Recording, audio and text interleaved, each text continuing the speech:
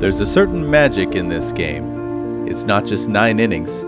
It's not just a bat, a ball, and a stretch under the lights. Baseball, it's history. A century and a half of stories, like chapters in a tattered book, passed down on the sandlot, in the stands, and on the airwaves that cracked across the country on Sunday afternoons. Year after year, season after season, we tried to understand it. First with simple stats, scribbled in notebooks, cataloging the hits and runs, the wins and losses. And for years, that was enough. Fans sitting with radios pressed to their ears, they didn't need more than that.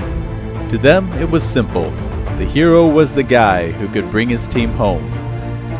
They cheered for the Sluggers, the legends of the diamond, who were pure muscle and magic.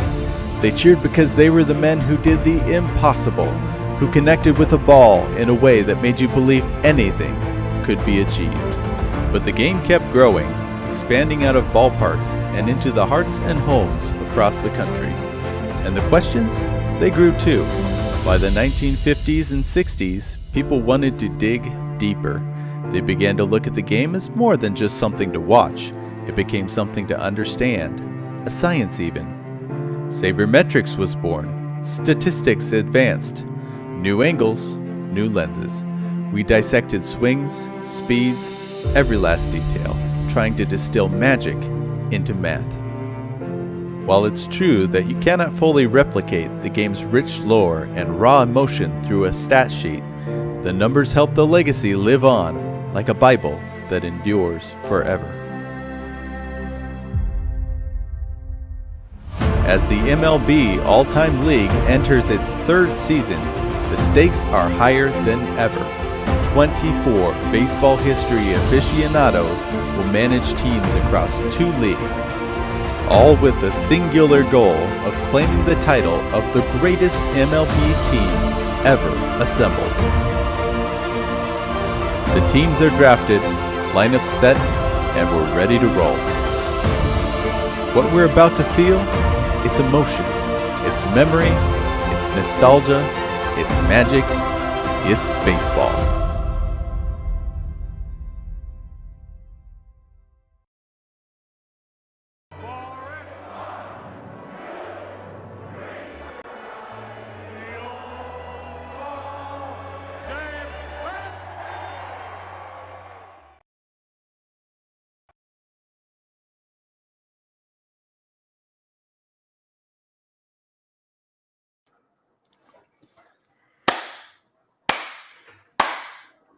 We're back, baby. We are back. Let's go, baby. We are back, ladies and gentlemen.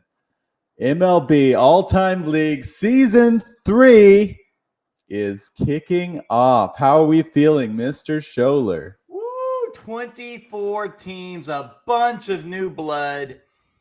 Man, I'm excited. I can't wait for them to experience this. I can't wait for the ones who are returners to try to flex their muscles and their knowledge.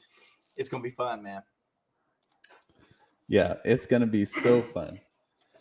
Cannot wait. And oh man, so normally we would go over, current events for MLB. We don't have much current events right now. We are in the off season, or we would go over the standings in the beginning, but we're at ground zero right now. Everybody's on a level playing field, at least as far as the standings. And I know you've been crunching some numbers in the background as far as teams' projected results. How has that been going?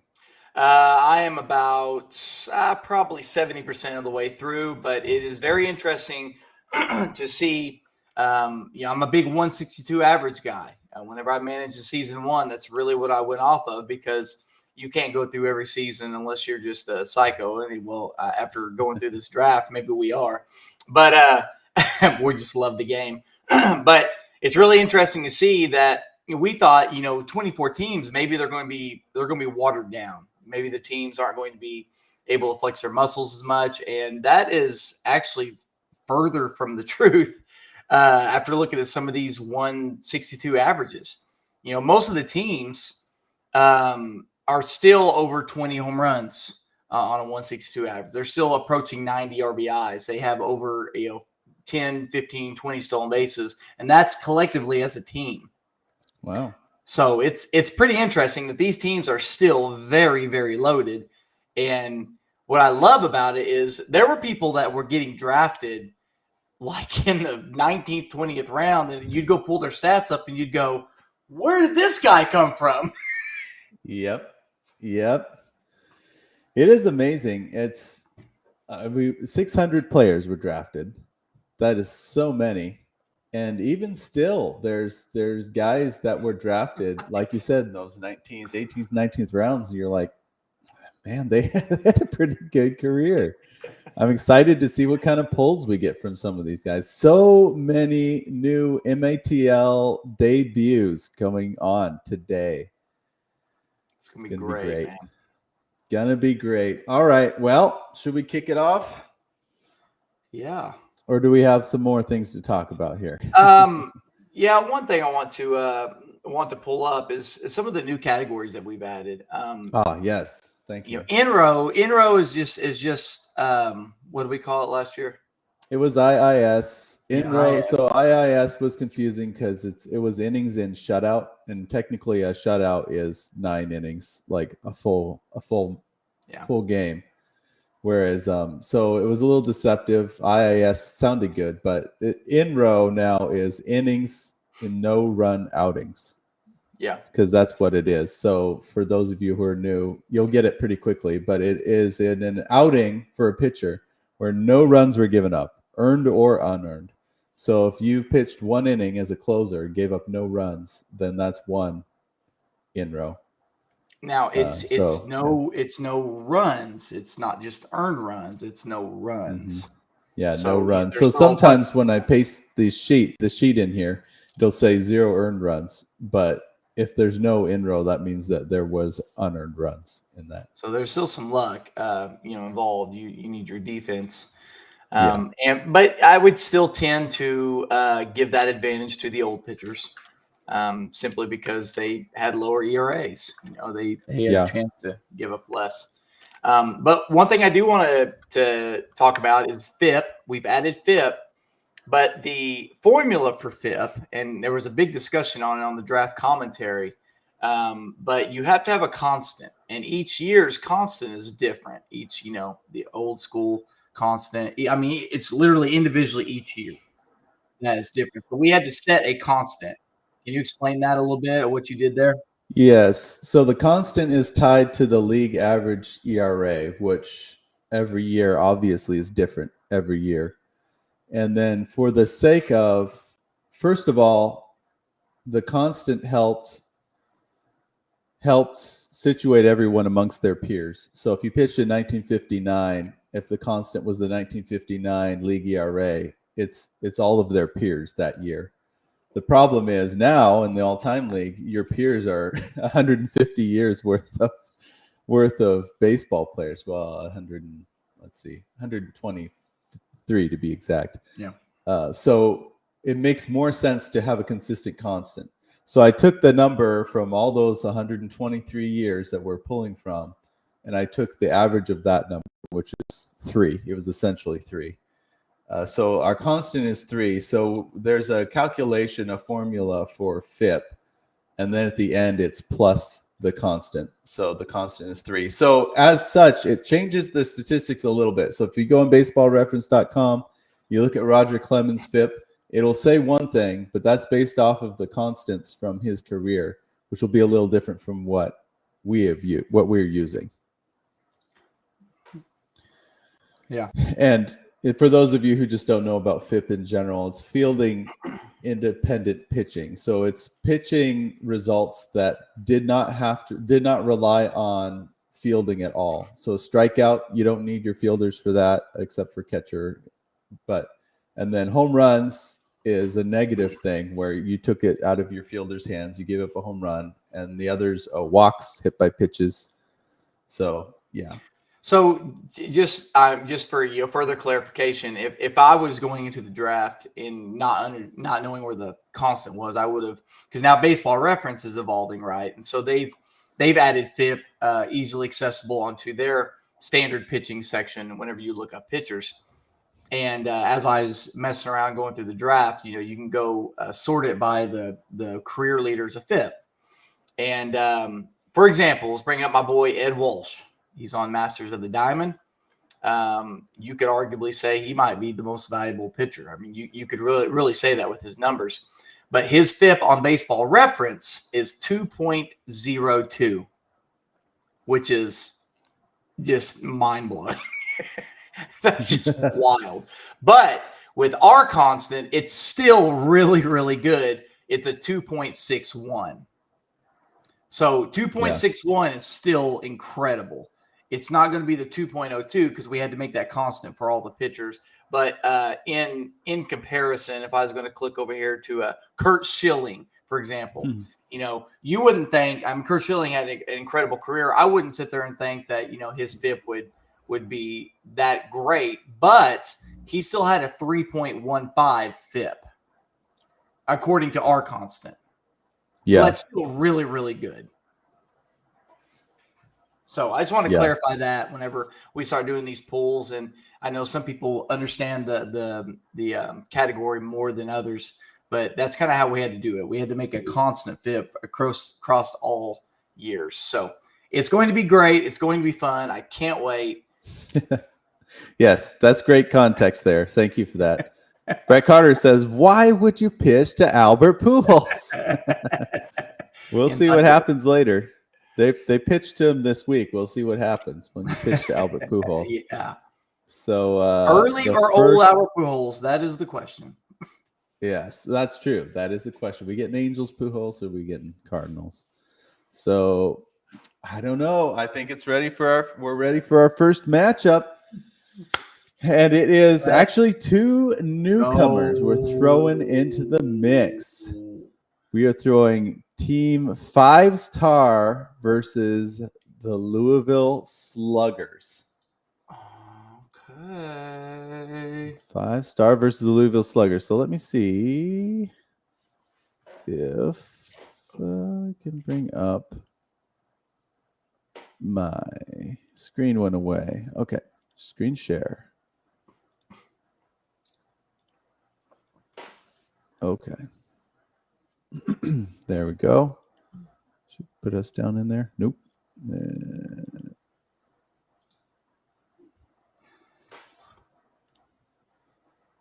There we go. Ooh, we're kind of in the way there.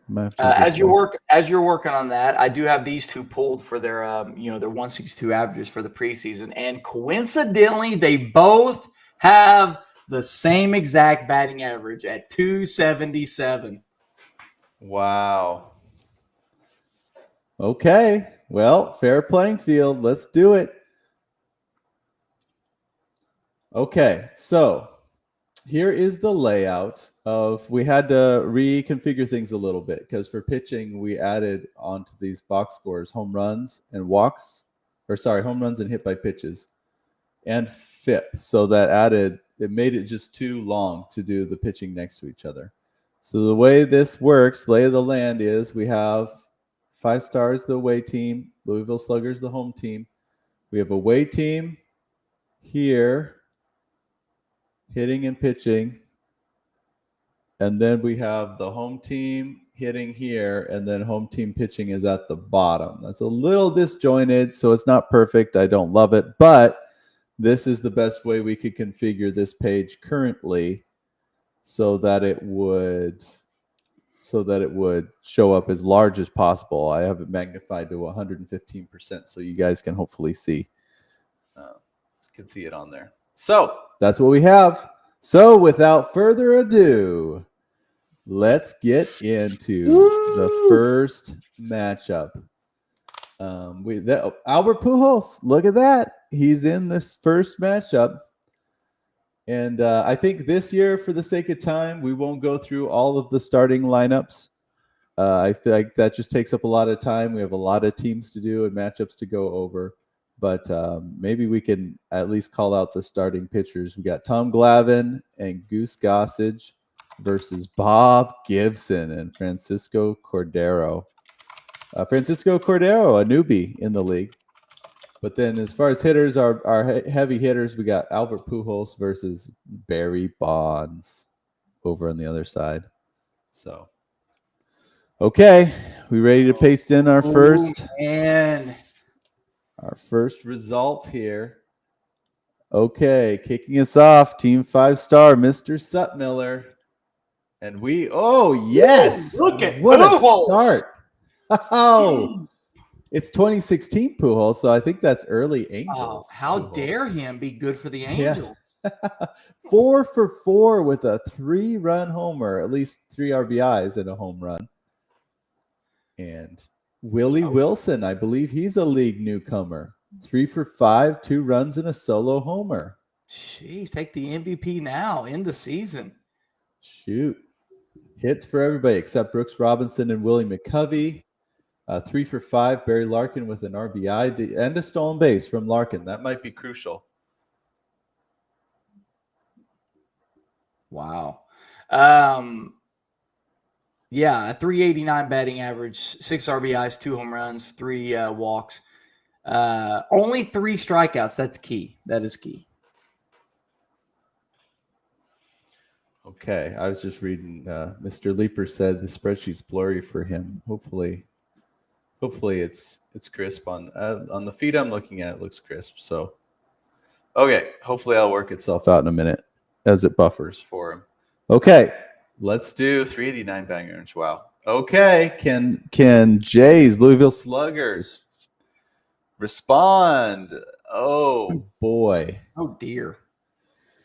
They do not. That 162 batting average is sticking out like a sore thumb.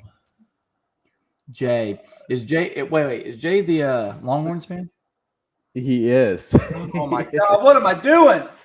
What am I doing? Holy cow. Ben's from the part of the country where those horns tip downwards. Woo! So. Boy, look, right. Hey, all right, I did it just for you. The law of gravity. It just. Oh my goodness. Well, he did get 2 home runs in there. Cesar Cedeno, who, correct me if I'm wrong, I believe he's new to the league. He went 1 for 4 with a 2-run homer. And then Frank Robinson chipped in a solo home run. But Cedeno's man. New, yeah. Barry Bonds, what year was it? 01? 01? Yeah, he was a beast in 01. So he did get a walk, of course.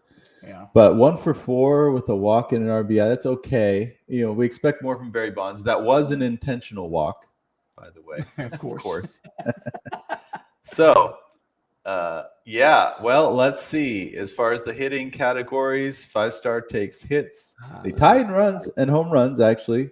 5-star takes RBI, walks, stolen bases. They tie in strikeouts, and 5-star takes batting. 5-star coming out swinging. Look at this dude right now. Okay. Well, 5-0. Yeah, well, Bob Gibson is in there for Jay, so he's one of the best. So we'll see what happens. Tom Glavine and Goose Gossage. What are we going to get from these two? Tommy, 88 Tommy? Oh my gosh. Okay, here we go. 88 Tommy. Yeah, young Tommy. There's young Tommy. God dang. Shoot. 2 innings. Only last 2 innings. Wow. Just 1 strikeout. That 18 ERA, a 4 whip for him, and that 5 FIP for those of you like around 3 is decent. Anything above 3 is bad. So what we're saying is 12.09 is like me pitching in the majors. Oh. Well, well, I mean, so Gossage does get the in row. He pitched .33 innings. He walked a guy, but he didn't give up any runs. His whip and FIP are terrible. So, Which sounds crazy, but that .33 in row might matter here. Pretty. It might. It might. You're right. Well, so this provides a real opening here for Louisville Sluggers.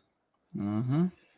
Gibson and Cordero, game 1 of season 3 comes down to you two. Come on, Bobby. Oh, Bobby!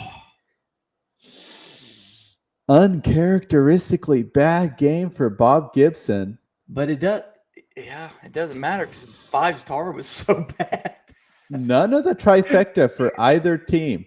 And for those of you who are new, the trifecta, a term coined by Mr. Scholler, is a win, quality start, and a save. Is that right? Yeah, win, quality start, save. Nobody got anything. No. But the Cordero did come in strong with a 1 in row, so they'll win that category. Let's tally it up. Wins, quality start, save 0. In row goes to Sluggers. They take Hayes with 2. ERA with whip. Way. Flip. No way. Oh, come on. Wow. What a disaster of a. He wins ERA with a 7.95 and FIP with a 5.65. What is going on? Jeez. Okay, well, pitching melted down. I'm not sure I've ever seen in any matchup none of the trifecta was made by anybody. Yeah, especially with, Bob. And 2 strikeouts winning. 2 strikeouts wins the category. Crazy. After his team hit so well, 5-star. Even Hattie Joss gets 2 strikeouts, you know. Chris Leeper said it. I'll show it. There we go. He said 5-star team name is Epic. Because George Brett was number 5. We got 5-star in his Pine Tar incident. We have 2 teams in this league named after George Brett. 2 teams. And yeah. All right. Well, with tie game in game 1. Oh, wait. We don't have ties because we decided in the offseason ties are antithetical to baseball. We have to do our first tie breaker, which I have to be honest, I don't remember what our tiebreakers are. Oh no! I meant to write them down. Help us. Shoot, I talked about it in a video. Did I even write it down? I don't know if I put it in our rules panel. What are we doing? What kind of mom and pop thing are we doing here? Max would know. Max would know this, because where our deficiencies are. Max picks this up. Come on, Max. It was hits and runs combined. Was that what it was? Oh, gosh. So unprofessional of us. I even sat down and thought at one point, I need to write this down. All right. Max said on November 4th, runs, RBI, and ERA are the tiebreakers. 4th category is strikeouts if needed. Oh, that's right. So runs, RBI, and ERA are like categories. Yes. So runs are tied. RBI goes to 5-star. ERA, goes to Louisville Sluggers. So we're tied still. Was strikeouts, did you say, was that the strikeouts are the 4th category if needed in pitching, I think. Well, 2-1. 2-1. Louisville takes that. So according to that sounds familiar. Yeah. Then according to that, Louisville Sluggers would take this game. Yeah, that is what we did because it was 2 hitting categories and 1 pitching category for the initial. Mm-hmm. And then if you still had to tie for that, the next one went to pitching. Mm-hmm. So Jay, you dirty dog. Sluggers. Wow, they take game 1. Wow, they take game 1. Should put a W here for him to denote that he won this game. Jeez. Okay. All right. Crazy. Well, that's game 1. Let's take ourselves on over to game number 2. we have Zach Greinke and Jeff Montgomery, who I have to be honest, I didn't even know who that was. But looking at his career stats, I think what he pitched for the Royals or something. His career stats are pretty good for a closer. Did you know who Jeff Montgomery was? Yeah, I know. Yeah. Okay. I never had any shares of you, if that's what you're asking. Maybe it's a Midwest thing. I don't know. I didn't know that, dude. Those Royals fans sit close, man. Yeah. Warren Spahn, one of my personal favorites, who has struggled in this league. And again, Francisco Cordero. So, all right. We have an 08 Albert Pujols going here. Let's see what we get from this team. They were hot in game one. Pujols. Woo! Oh, bringing it. Albert, why would you pitch to Albert Pujols? Why would you? 1 for 3, 2-run homer, 2 walks for Pujols. Barry Larkin, another good game, 3 for 4 with a run. Roberto Clemente, 2 for 5, 2 runs. Hits for everybody except for Carlos Beltran, who had a walk and a stolen base. Ian Kinsler, man, you talk about an underrated career. He just kind of flew under the radar, you know? Yeah. I always liked Ian. You always try to get shares of him in fantasy, and just he wasn't like your top priority, but I have 2 Ian Kinsler autographed baseballs. Random fact. 350 batting average. This is a great line. Once again, can it hold up? Can it hold up? All right, we got Barry Bonds 92. Oh, we have Pirates Barry Bonds here. Pete Rose, R.I.P. We got Pete Rose in here. Oh no. Okay, here we go. Okay. Well, not much power going on here. No. No homers. We got Darryl Strawberry, 1 for 4 with a run. Early Barry Bonds. Yeah. What did he do? 1 for 3 with a walk. Bobby Grich, 2 for 3, 2 walks, 3 runs, and an RBI. Great game for him. Well, let's see how this holds up. 5-star takes hits. Runs goes to Sluggers. Home runs and RBI to 5-star. Walks to Sluggers. Stolen base to 5-star. Strikeouts to Sluggers. Batting average to 5-star. 5-3. Okay. It's close. Okay. Well, 5-star is absolutely shocking me with their offense. I got to be honest with you. Well, outplaying their 162 projections, I'm sure. Zach Greinke, Jeff Montgomery, 2 Royals for a large part of their careers. Here we go. Is there a trend? Oh, finally. Okay, we got something good here. Greinke's good, man. He gave up a lot of homers in his career. So he gives up a homer. See, 2 earned runs, but 1 homer. This is a very Zach Greinke line here, isn't it? That's why he drove you crazy at the Diamondbacks. Yeah. He would just 6 hits, pretty decent. And one walk, but he'll always give up at least 1 homer, it felt like. Mm-hmm. So, but Jeff Montgomery in his debut, he gets a win in a scoreless inning with a strikeout. Look at that FIP of 1. Yeah, I had a kid. This is good. They got two of the trifecta. Okay. Well, that's going to be tough to beat. He has a 5-3 lead already. Warren Spahn and Francisco Cordero. Spahn could do it, though. Cordero's whip. Cordero's whip and FIP, not good. He only pitched .33, gave up a hit, a walk, strikeout. And he did not give up an earned run, but he did give up an unearned run, so no in-row for him. It's a lot of hits. Spahn, it's a quality start, but 11 hits. Here's why we like FIP, though, guys, compared to Ks per 9. Is he did give up 11 hits, but he pitched a complete game. I'm assuming complete game with 3 earned runs. So look at his FIP. Look at his FIP, 2.78. That was a good pitch game because he only gave up 3 runs in 9 innings. Ks per 9, he would have been, 4.5 Ks per 9? Yeah. Well, it's tallied up. I don't think that's going to be enough. 5-star takes wins. They tie in quality starts. IAS to 5-star. Ks, ERA. Oh, wow. Oh, wow. And FIP. Oh, this one got away. Dude. 5-star right now. Okay. Spawn and sane and pray for rain. That's the saying. Max always has it handy. I was hoping he would respond in this game. Let me get my drums. You got him. Yeah, I do. All right. Well, okay, no tiebreaker this game. So we're at 1-1. We have a rubber match in game 3.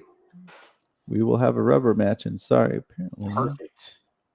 My power Wouldn't cord. want it any other way. I'll say I think Louisville Sluggers team definitely got scared of the hat on that game right there. Maybe not this year. We're not too good this year. Uh-oh. Sorry, can you hear me? I can. Okay, I accidentally unplugged my microphone. You sound amazing. Plugged it back in. Thank you. I tried. All right. 1-1 going into the third. This is the best. All right, chat. Who's going to win this? Chat. Who's got game 3 here?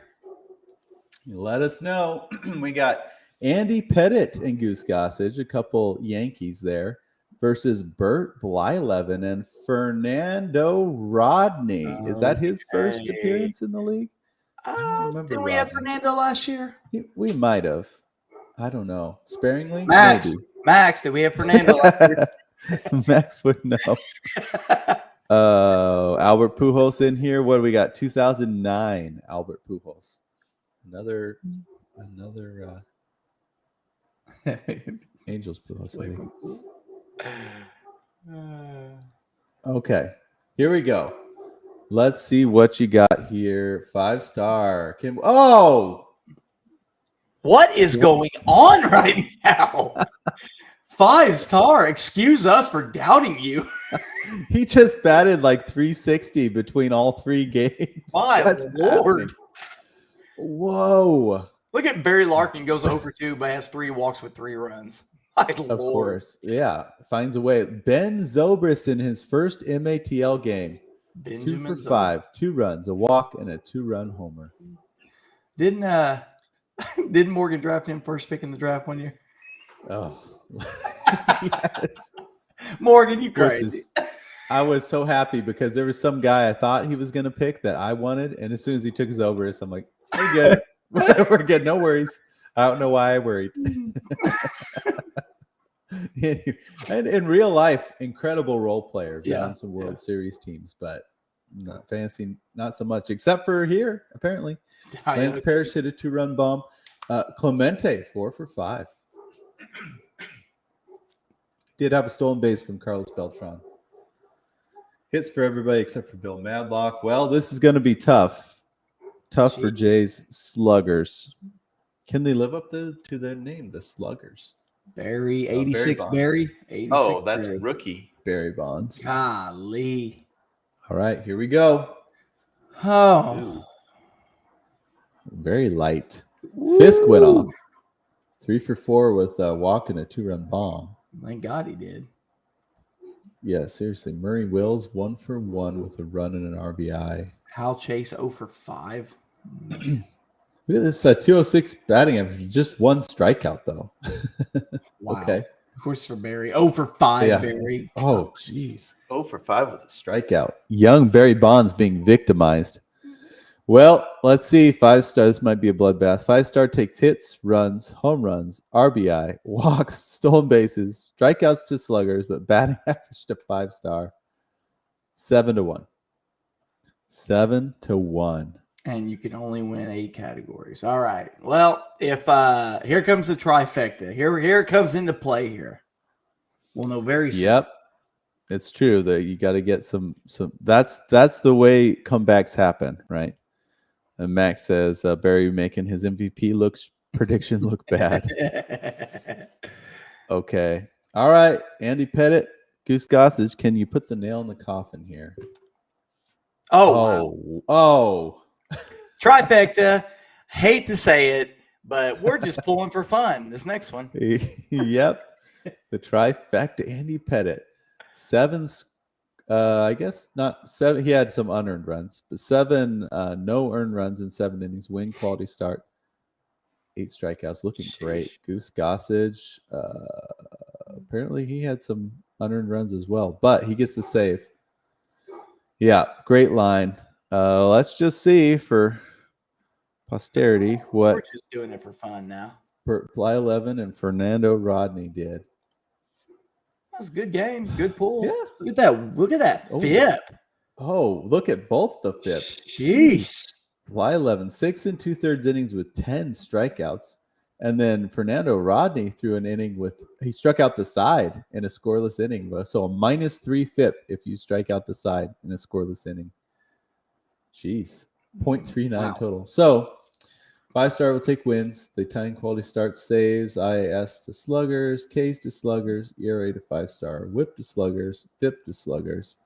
9-5. Wow. Okay, 5-star championship. We'll see you in the league. See y'all next. Yep, that was great. That was fun. Golly, that offense is unbelievable. Yeah, that is incredible. We'll have to keep an eye on that. See how that goes week to week. If they cool down or if they just stay hot. I think I know Well, what I would say. always moving towards the mean, huh? Well, that means 5-star takes 2 games out of 3. Congratulations, 5-star. We do not have a sweep there. I can switch.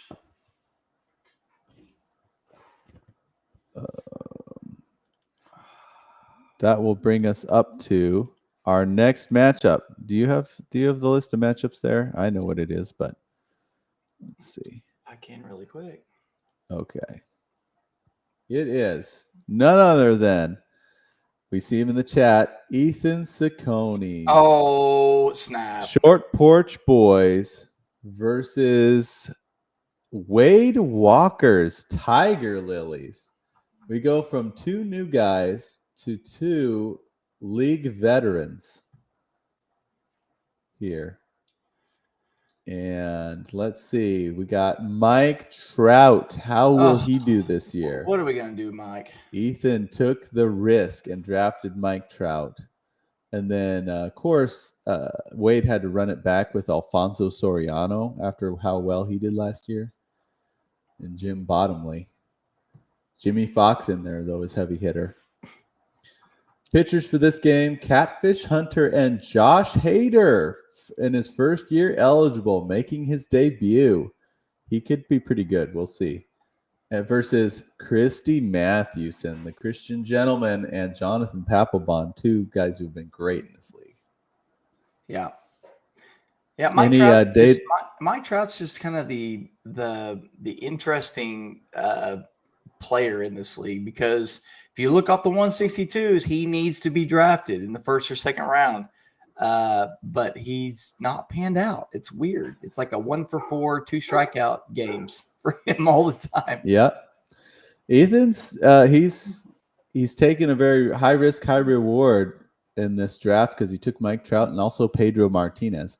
2 people that on paper just incredible, but in this league have honestly sucked in the first 2 years. So it could go either way. Yeah. I love Josh Hader pick. Yeah, I do too. Any stat data to share in these teams, or are we good to go? We're good to go. Let's pull them. Okay. All right, let's pull them. Ethan, your team gets to do the honors and start it out with the hitting. Here we go. Oh, Ethan. Mike Trout, baby. Let's see, Mike Trout. What did he do? Oh, 3 for 5, 2 runs, a walk, an RBI, and a stolen base. There he is. There he is. What a start. Ryland's gonna be pissed when he sees that. He said, I hope Mike Trout better be one of the worst players in the league this year. So. David Ortiz, 2 walks, 0 for 4. I'd like to see more from that, but Dick Allen, I love this pick. I had him in season 1. He kind of flies on the radar, but he has really good 162s. But he only goes 1 for 5. 355 batting average. This looks great. This looks like a Jonathan Sutmiller stat line here. I love the 5-star 9 stat walks. line. Okay, can we get a response from Wade's Tiger Lilies? Here we go. Oh, lordy. Ooh, yikes. Talk about Well, thin. This is feeling like the last matchup. Jim Bottomley carries him, and he can't carry him enough. Cardinals legend, 3 for 6. He won like 2 or 3 world championships with them, World Series championships. But yeah, I mean, Jimmy Fox 1 for 5 with a walk and an RBI. Toby Hara 0 for 5 with a strikeout. Yikes. Well, okay. Ethan takes hits, runs, RBI, walks, stolen bases, strikeouts to the Tiger Lilies, batting average to short porch. 6-1.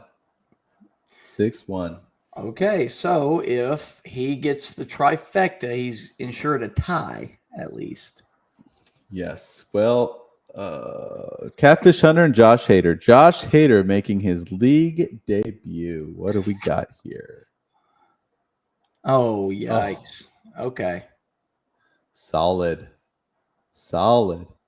Yeah, win. that's going to be tough. Quality start. 9 innings, 3 hits and 3 earned runs. That's interesting. With 4 walks, 4 strikeouts. Hader, scoreless inning with a walk and 2 strikeouts. He got a hold in that game, but we don't do holds in this league. Sorry. Okay.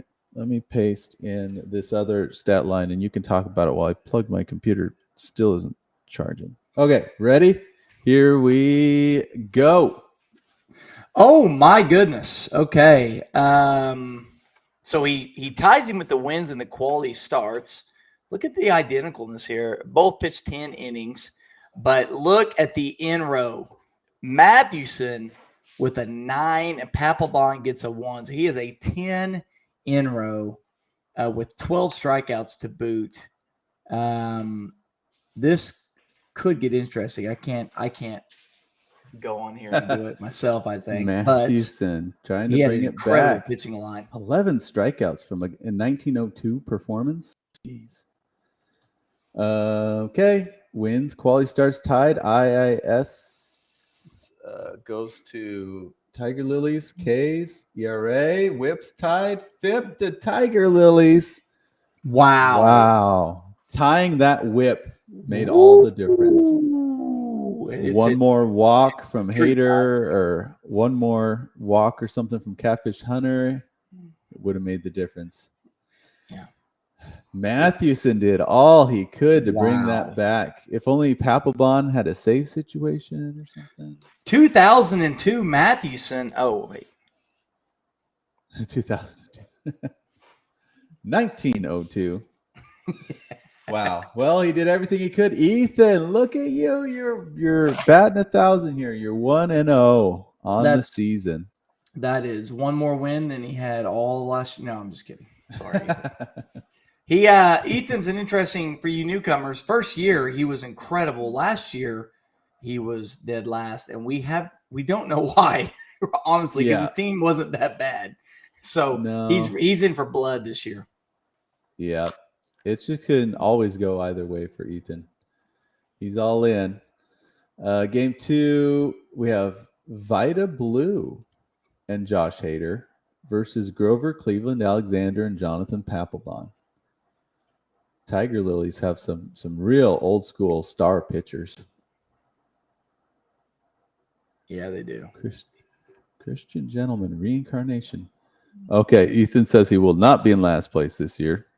Well, if game 1's any indication, he's not lying. All right, how does his hitters do in game 2? Oh, what? 5 home runs? Oh my Lord! Okay, this is a modern hitting stat line if I've ever seen one. 5 RBI. Look at this.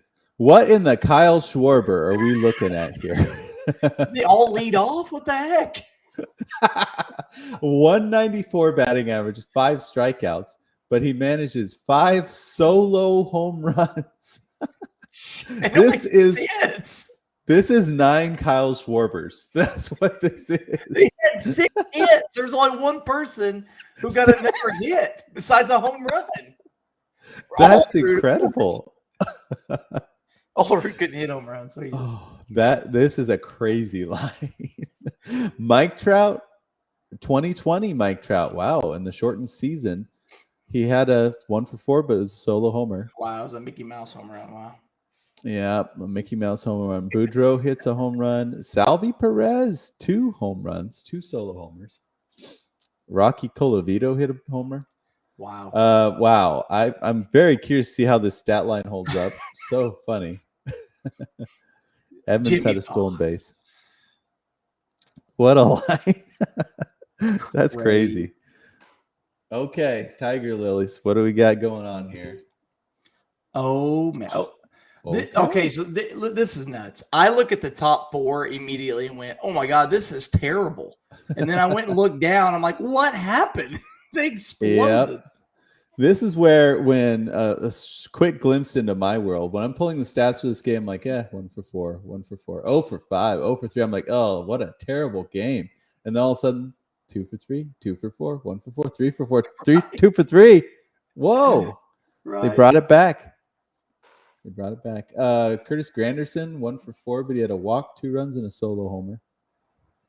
Wow. Bottomley, look at this dude. Stays hot, 2 for 3. Walk, run, RBI. I mean, Ethan's going to do fine here, though, in some categories. Yeah. The Tiger Lilies had twice as many hits, but Ethan had more runs, way more homers, more RBI, more walks, more stolen bases. Lilies 6 strikeouts, a batting average 5.3. Solo home runs mattered. Look at that. Yeah. The modern day stat line takes it 5.3. Okay. So that puts us into the pitching with a close matchup here so far. Vita Blue, we'll see. He's more of a depth pick in the draft. Blue and Hader. Man, that's so deceiving with a 1.77 whip, but he still hit 3.95 FIP is respectable. But look at Hader. God. Hader, yeah. We're gonna get a lot of in-row from Hader, I think, but he did hit. Oh, he walked and hit a guy. FIP was terrible. His FIP and whip, but he wiggled out of it, so his ERA is good. Okay, well, he gets a win and a quality start. That's pretty good. The Ks are very low. Well, there's an opening there for Tiger Lilies to try to snag back those 2 extra categories. Let's see, Grover and Papelbon. Oh, wow.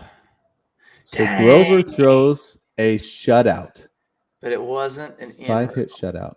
But he struck out 1 guy. That's true. It wasn't a shutout. So he had some earned runs and unearned runs. Oh, but then Papelbon, scoreless inning 2. Okay, this could be interesting. Wins go to tied.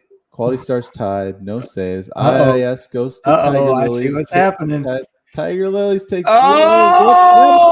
Tiger Lilies coming back with a pitching. He brought it back.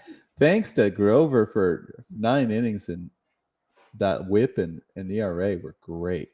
Man, listen, both pitching lines weren't terrible. It's just that Ethan's either hit or just gave up a big whip, which is the big whip. Well, Wade's team on the board. We have a 1-1 tie. Another rubber match. All right, chat. 2 in a row. Who's got it? Chat. Who's got it? Who we got? Yep. Let us know. And especially, let's look at the pitching matchups here, though. Pedro Martinez, the aforementioned Pedro Martinez. Gosh. With Josh Hader. Talk about, can you imagine if those 2 pitched in real life? If you had Pedro and then you went to Hader in the pen. Shoot. That's incredible. Versus Lincecum and Queensberry. Rookie Lincecum. Oh, yes. Well, we know about Lincecum. If you get him in his prime, you're gold. If you don't, we'll see. You need him a year later. You need him 1 year later. Quisenberry was solid. He's been solid. He was really solid last year, so we'll see. Okay, we have 2021 Mike Trout up here. Ethan, can your offense stay hot?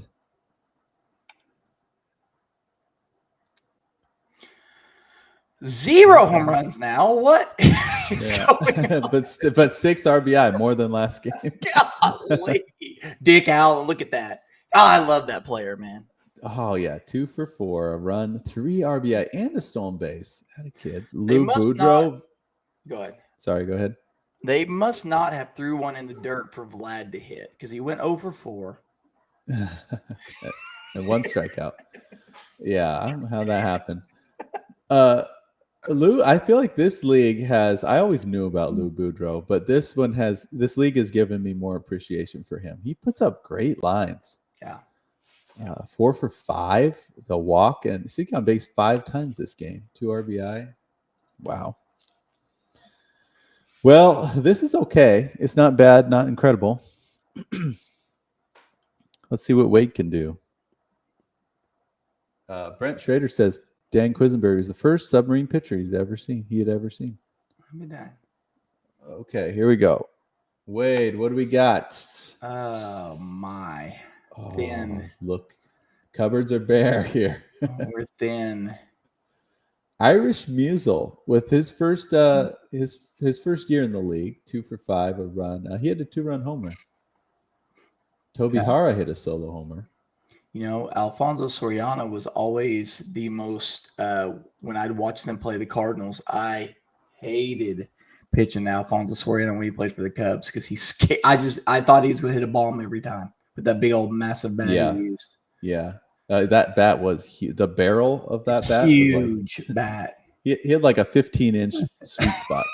It's crazy. But so far, I've seen an 0 for 5 and an 0 for 3 from Alfonso Soriano. So and even Jim Bottomley had a bad game, 0 for 4. So you know you're in trouble when that happens.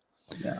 Well, let's see. Yeah, you're also in trouble when you're facing Pedro Martinez and Josh Hader. Normally, though, 0 for Pedro, though. This is an old Pedro.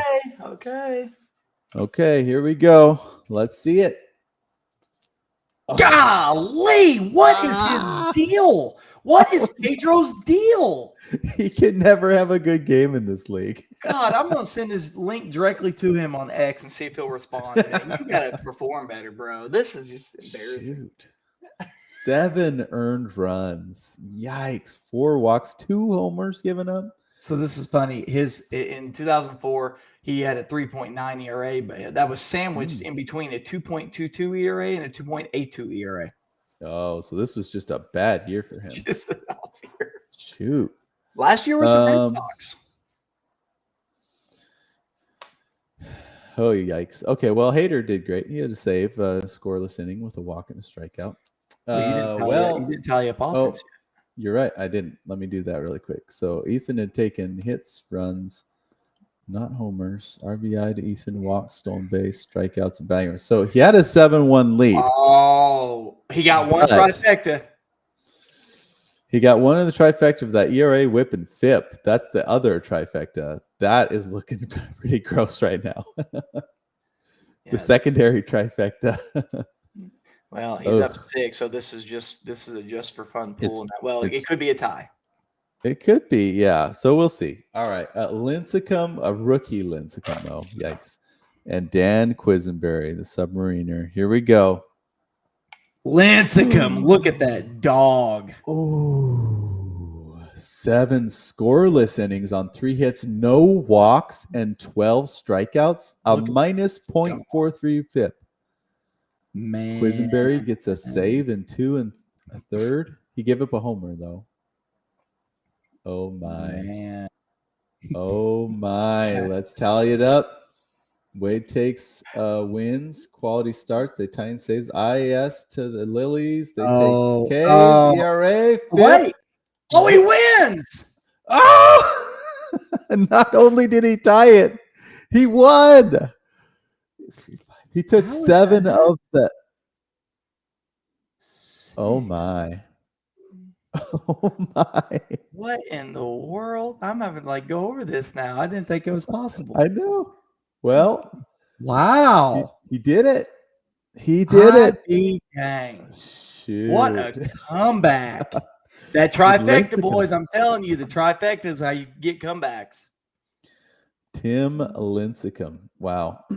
What a dog. Quisenberry as well. Well, Wade Walker, you dirty dog. It doesn't appear he's watching the live stream right now, but we know you'll be watching this on the later on. Congratulations. Ethan back at the bottom. All right. Well, snuck in there. See if he can. Oh, there he is. He's in there. He puts the laugh reaction. Max comment up here is one of my favorites. Right here. Let's see if I can post it. Yeah, right here. Here we go. Yeah, let's see. No, not that one. What? Not that one. This right here. Pedro has the MATL yips. And then followed up by that. He does. That's he does. awesome. Something's going on. I don't get it. Oh my Good, goodness. man. Well, congratulations. Wade walk-off. Yeah, congratulations. You are tied for first now. With hard Yankee Oklahoman. 2 Okies tied for first right now in the league. What's funny, Wade, every year he says, this year, this is going to be the year, Yankees and the Cardinals in the World Series. And I have to say, yeah, we need to go on a rebuild, Wade. we're not up to that level yet. I appreciate your optimism, right? Yeah. Okay. I am pulling up here our third matchup. Going to go play the lottery now. Did Wade say that? Yeah. That's so funny. Well, He's Pedro, actually- man. Yeah. Pedro sold. God, I can't believe it. I don't understand it. I mean, he's somebody I would think about drafting. Like, okay, it's Pedro. Yeah, I mean, after the first 2 years, though, I don't know. Okay, this next matchup, very excited for it. We have a newcomer, managing the Millbrae Boomers. Our buddy Greg from Bay Area versus another guy originally from the Bay Area, Chris Leeper and his Puddletown Webfeet. New name, same attitude. Let's go. New name. Now, I don't want to jinx it, so I won't say that his old team name, but we will say one of the most unlucky fantasy years in the history of fantasy baseball. Unbelievable. For his team last year. Unbelievably unlucky.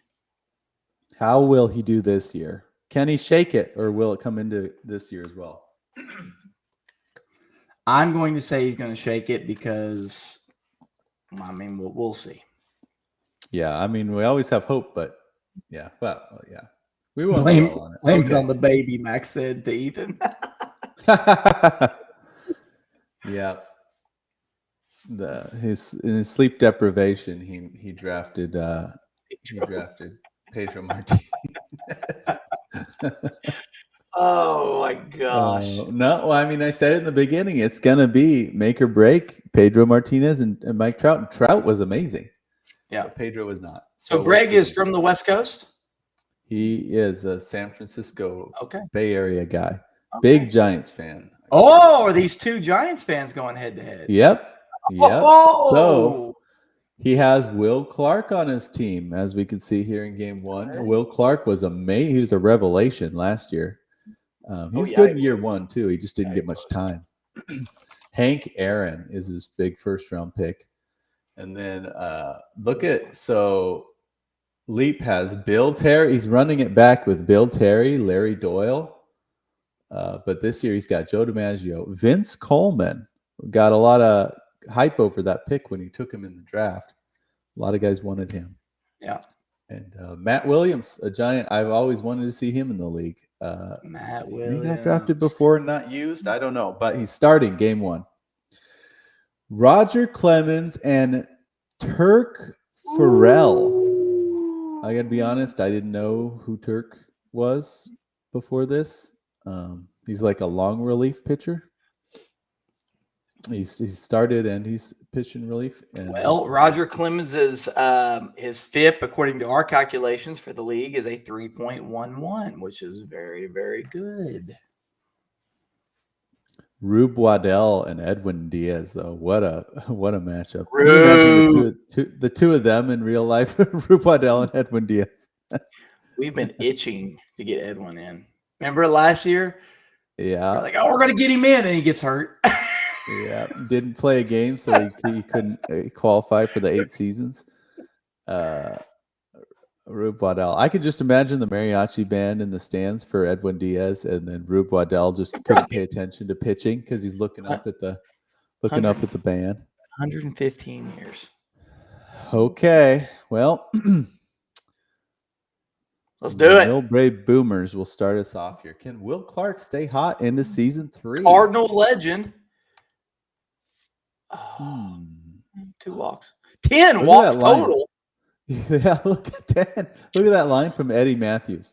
1 for 1 with 4 walks, 2 runs, and a stolen base. That's a Ben Scholler line right there. Alan Trammell, 2 for 4 with a walk, 2 runs. Will Clark, 0 for 2, but he had 2 walks. Johnny Bench, 1 for 4. Jim Wynn, 0 for 4. Okay, a lot of holes there. Yeah, it's true. Let's see what leaps Webfooters can do. Oh, okay. He's coming out hot, baby. Yeah, he's not messing around.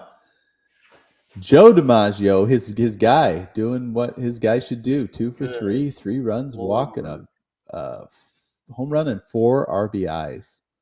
And I mean, obviously Al Simmons 4 RBIs, but let's not go without talking about Vince Coleman might be one of the greatest picks in this league because he single-handedly takes over a category. He did. He literally did. So there was 1 stolen base for the other team, and then Vince Coleman, 2 stolen bases. Single-handedly will flip that category. Jeez. All right. Yeah, I did mention Al Simmons earlier, but gosh, what a dude. 3 for 5, 2 runs, 4 RBI. Gosh, what a beast. Well, this could be scary. The Webfooters take hits, runs, home runs, RBI. Walks do go to the Boomers by far. Stolen bases to Webfeet, Ks to Webfeet, and batting average. Oof. Okay. Oof. That's a 7-1 lead. Okay. You need a big pitching performance. Yeah. Clemens and Farrell. Turk in his league debut. Clemens, we know the Rocket's legit, so let's see. Oh, Lord. Well, this one's over. Turk. Game 2. Yeah.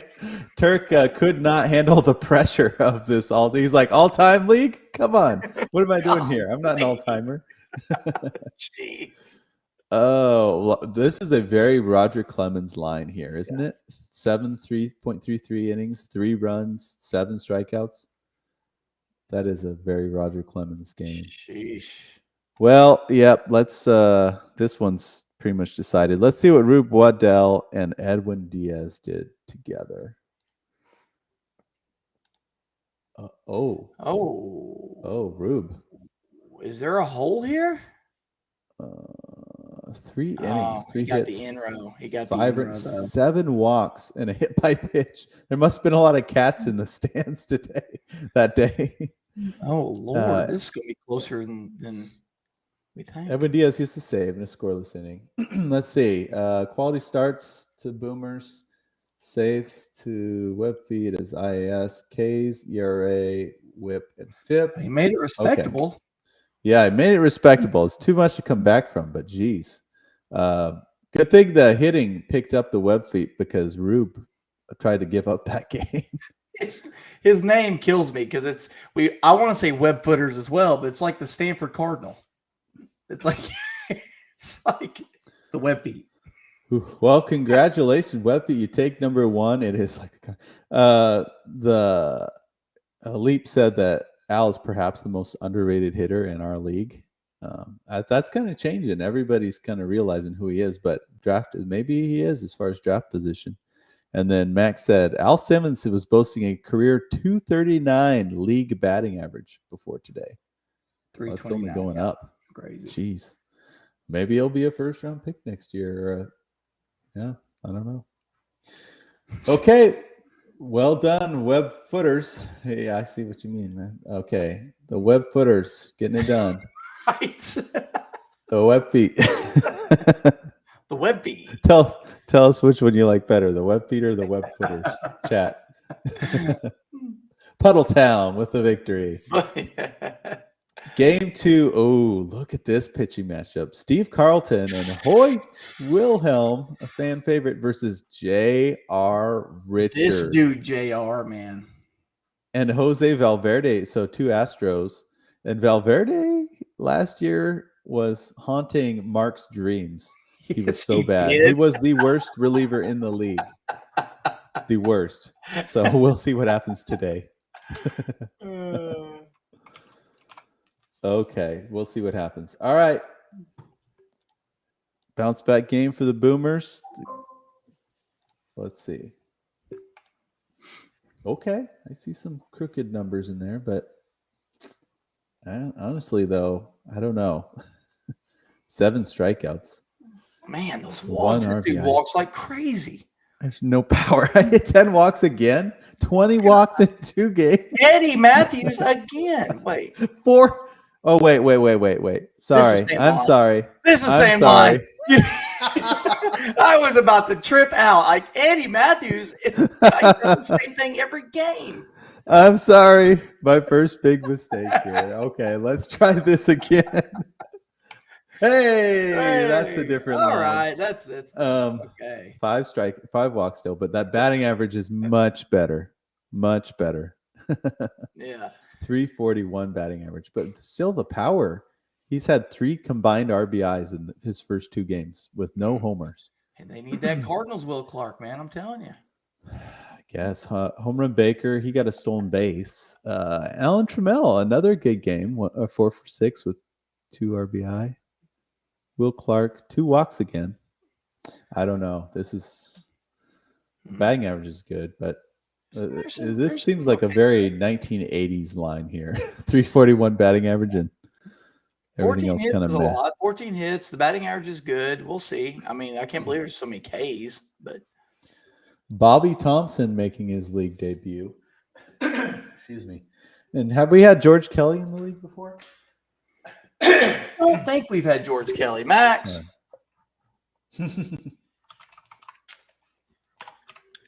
Okay.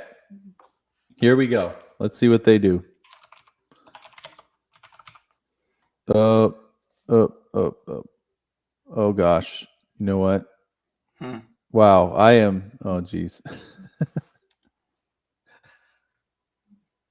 Sorry. I've royally messed this up. Oh, no. I pasted in the game 3 hitting for Greg's team. Oh, this is game 3? Well, I can't wait for the look on everybody's face when we pull game 3. Well, so we have an idea. The wrong players got the wrong stat lines. Oh, man. That's all right. Hey, we're clearing the dust, guys. Come on. Max, we need you to drive on out to Gaston and take my place. Yeah, Max, let's go ahead.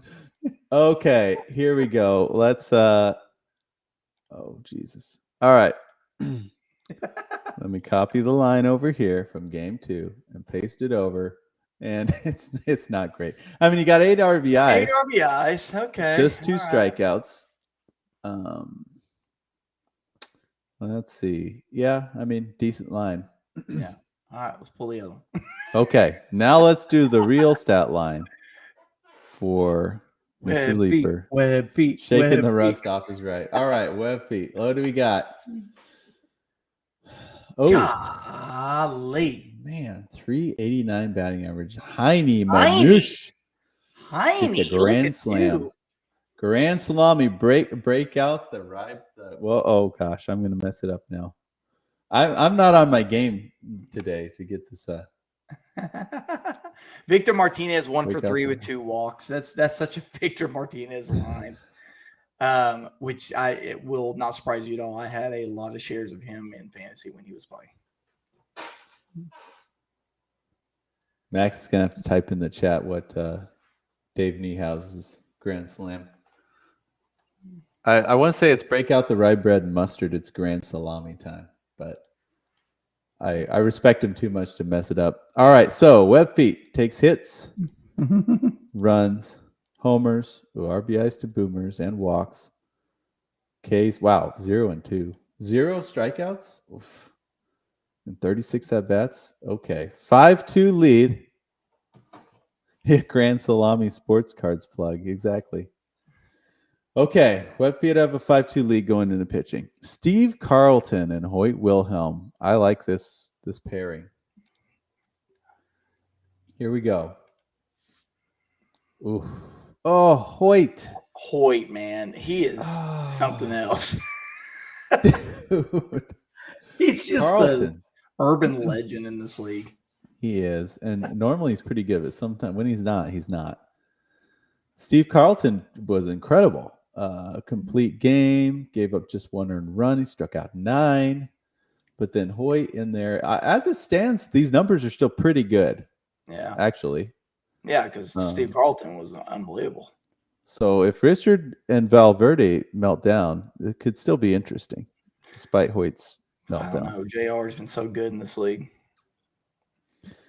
There it is. Break out the rye bread and mustard, Grandma, because it's Grand Salami time. Dave Niehaus, R.I.P. Okay. Will help. Next is Hoyt needs will help. All right, so we'll see if Richard and Valverde will help here. And Valverde, God, what are you doing? What is this? This is a very similar line. Did I do this? I did. Look at how similar this line is. Valverde kills me, man. I'm just telling you. 0.33. Somewhere out there, Mark is nodding his head right now. Yeah, I told you. I told you. Don't trust this man. Well, J.R. Richard was, what a game. Dude, he stays hot. He's so good, man. And this league, 9 innings, 4 hits, 1 run, 1 walk, 9 strikeouts. I mean, he seals it despite Valverde's just inability to be decent. They tie wins, quality starts, saves, IS. K's goes to Puddletown, ERA, WHIP, and FIP. Jeez. Wow. J.R. Richard, dude, I'm honestly surprised he wasn't drafted sooner than he was in the draft this year. After he was a top 5 pitcher in the whole league last year. Almost won pitcher of the year, didn't he? I mean, he almost did. Incredible the entire year. So consistent, too. He's so consistent. Yeah, so good. Well, okay, we have 2-0. Will we get our first sweep? Well, we know that Greg did not have good offense. I am excited about looking at this one, baby. I have a good feeling that his offense will really pop. Well, it's Robin Roberts and Lindy McDaniel. I did not even know who Lindy McDaniel was, so I'm curious to get to know more about him. Versus Chief Bender and Edwin Diaz. So there's the hitting stat line that we saw earlier. 9 strikeouts. 14 hits. Look at this guy go. Holy 14 cow. hits, though. All right. Let's see how Puddletown responds to this. You want to make this sheet bigger real quick? Oh, yeah, good call. And Chris did remind us he was the runner-up for Cy Young Award last year in the league. J.R. Richard. Okay. That's right. Okay, here we go. Paste it in. Ooh. Ernie Lombardi single-handedly taking the home run category. But look at this. 182 batting average, 1 strikeout. What in the Brent Schrader is that? You're right. 1 strikeout. But a 182 batting average. This is like the opposite of a modern stat line there. Or sorry, no. Scratch Rich. that. Watching Rich play. Rich Aurelia. That was his league debut there. Man. Yeah. Fun to see him in there. I'm not sure how he'll do. Oh, and shocker. Vince Coleman yet again switches a category. He does. He swings the stolen base category. Takes it with 2 stolen bases. Jeez. Bill, what's up with Bill Terry? 1 hit? This is the 3-hit guy. 1 hit for Bill Terry? Come on now. All right. Okay, yeah, let's look at the stat lines. Boomers take hits, runs to Webfeet, RBI, or home runs, RBIs tied, walks to Boomers, stolen bases to Webfeet, strikeouts, batting average to Boomers. Ooh, 4-3. We got a close one. Oh man, I've got to Robin Roberts. Got to give the edge to the Webfeet on the pitching matchup, though. Yes, absolutely. Robin Roberts, we'll see. He's kind of, yeah. Robertson McDaniel. Here we go.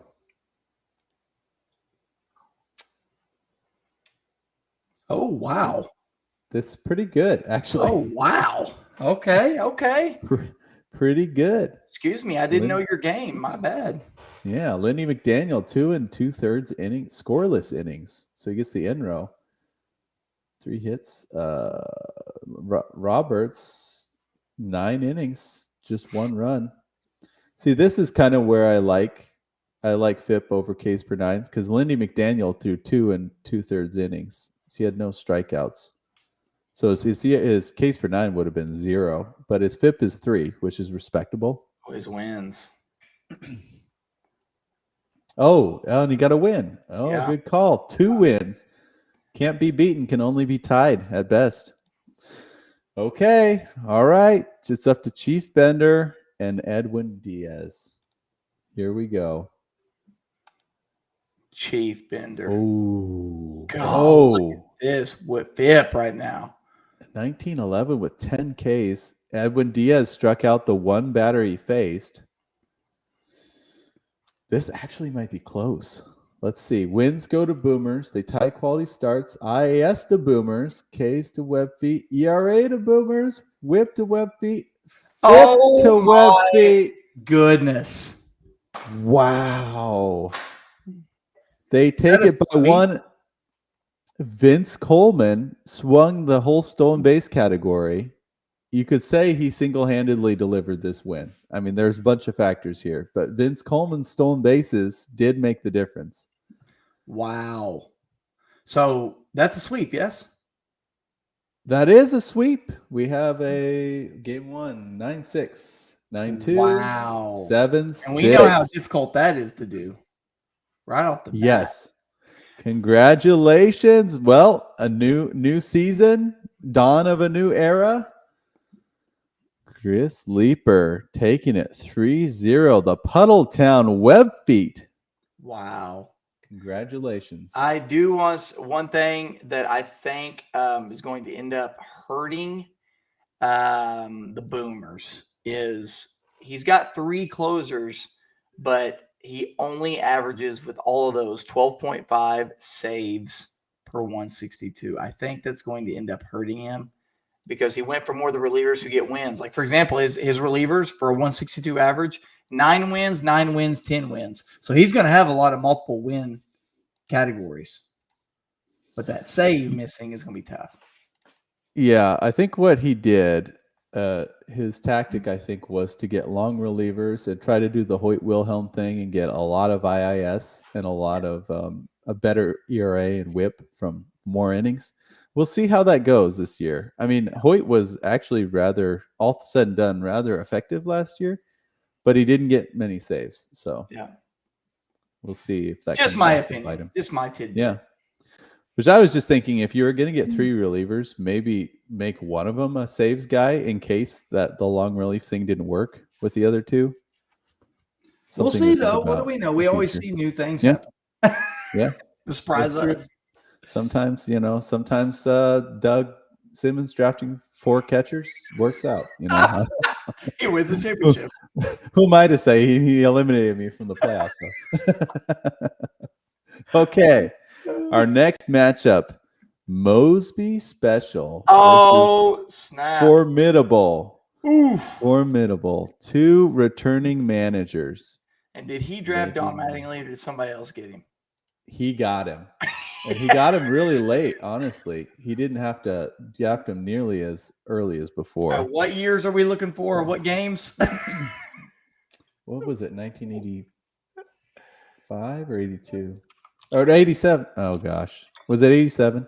Was it home I want run to say streak? it was the year. Yeah. Yeah. 1987, July 8th through the 18th. Last year we were like we got one pull that was a week prior to that streak. So we got close. So, okay, here. So for Mosby Special, we got Vic Willis and Randy Myers out there. We seen Randy Myers last year. I didn't think we'd see him this year, but Jim Palmer and Armando Benitez making his league debut. Oh, okay. Well, actually pitched all 3 games, Armando. Okay. Get a lot of play. Let's see. So for Mosby, he's got Ted Williams is his first round pick in here. And then over for Formidable, Honus Wagner is his big first round pick. So here we go. Here we go. Let's get it going. Mosby Special. What do we got? 7 RBI. Yeah. So Lindor 2 for 3 with a 3-run homer, and Giambi went 2 for 4 with a 2-run homer. 6 strikeouts, no stolen bases. Roberto Alomar 0 for 5, 3 strikeouts. Ugh. Yikes. Ted Williams had 2 walks.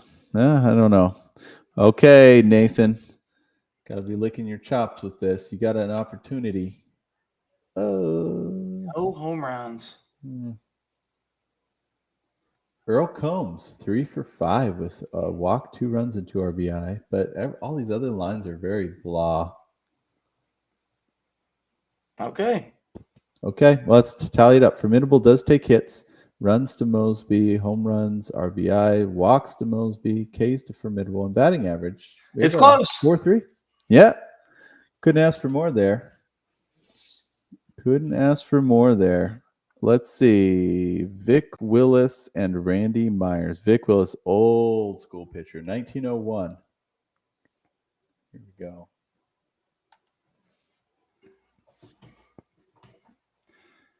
Oof, pretty good. Randy. Yeah, the relief pitching has been questionable. But Vic, outstanding game. Yep. You got 9 innings with just 1 earned run. This is overall pretty good. Pretty good line. You got the trifecta. Huge. So, yeah.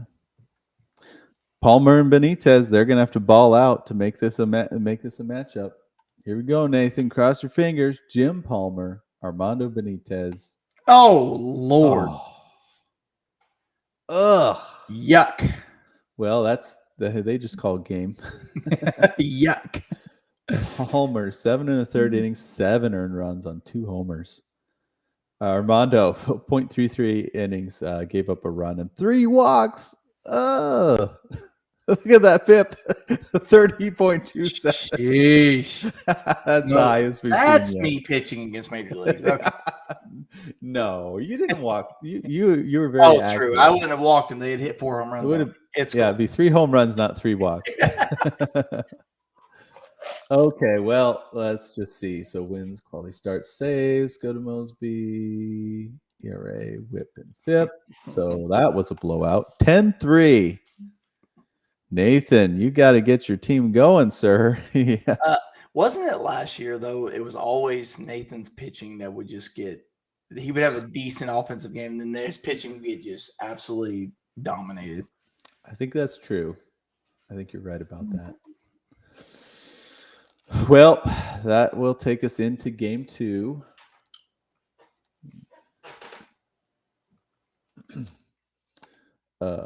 Let's see. Knapp Rucker and Randy Myers. Talk about the old school pitchers here for Mosby versus David Cohn and Armando Benitez. Now, David Cohn was a revelation last year. Yes. He was very good. Both his pitchers from 1999, Cohn and Benitez. About 2 months apart, their two performances. And then Mosby's pitchers, 2 performances 90 years apart, pretty much, or 87 years apart.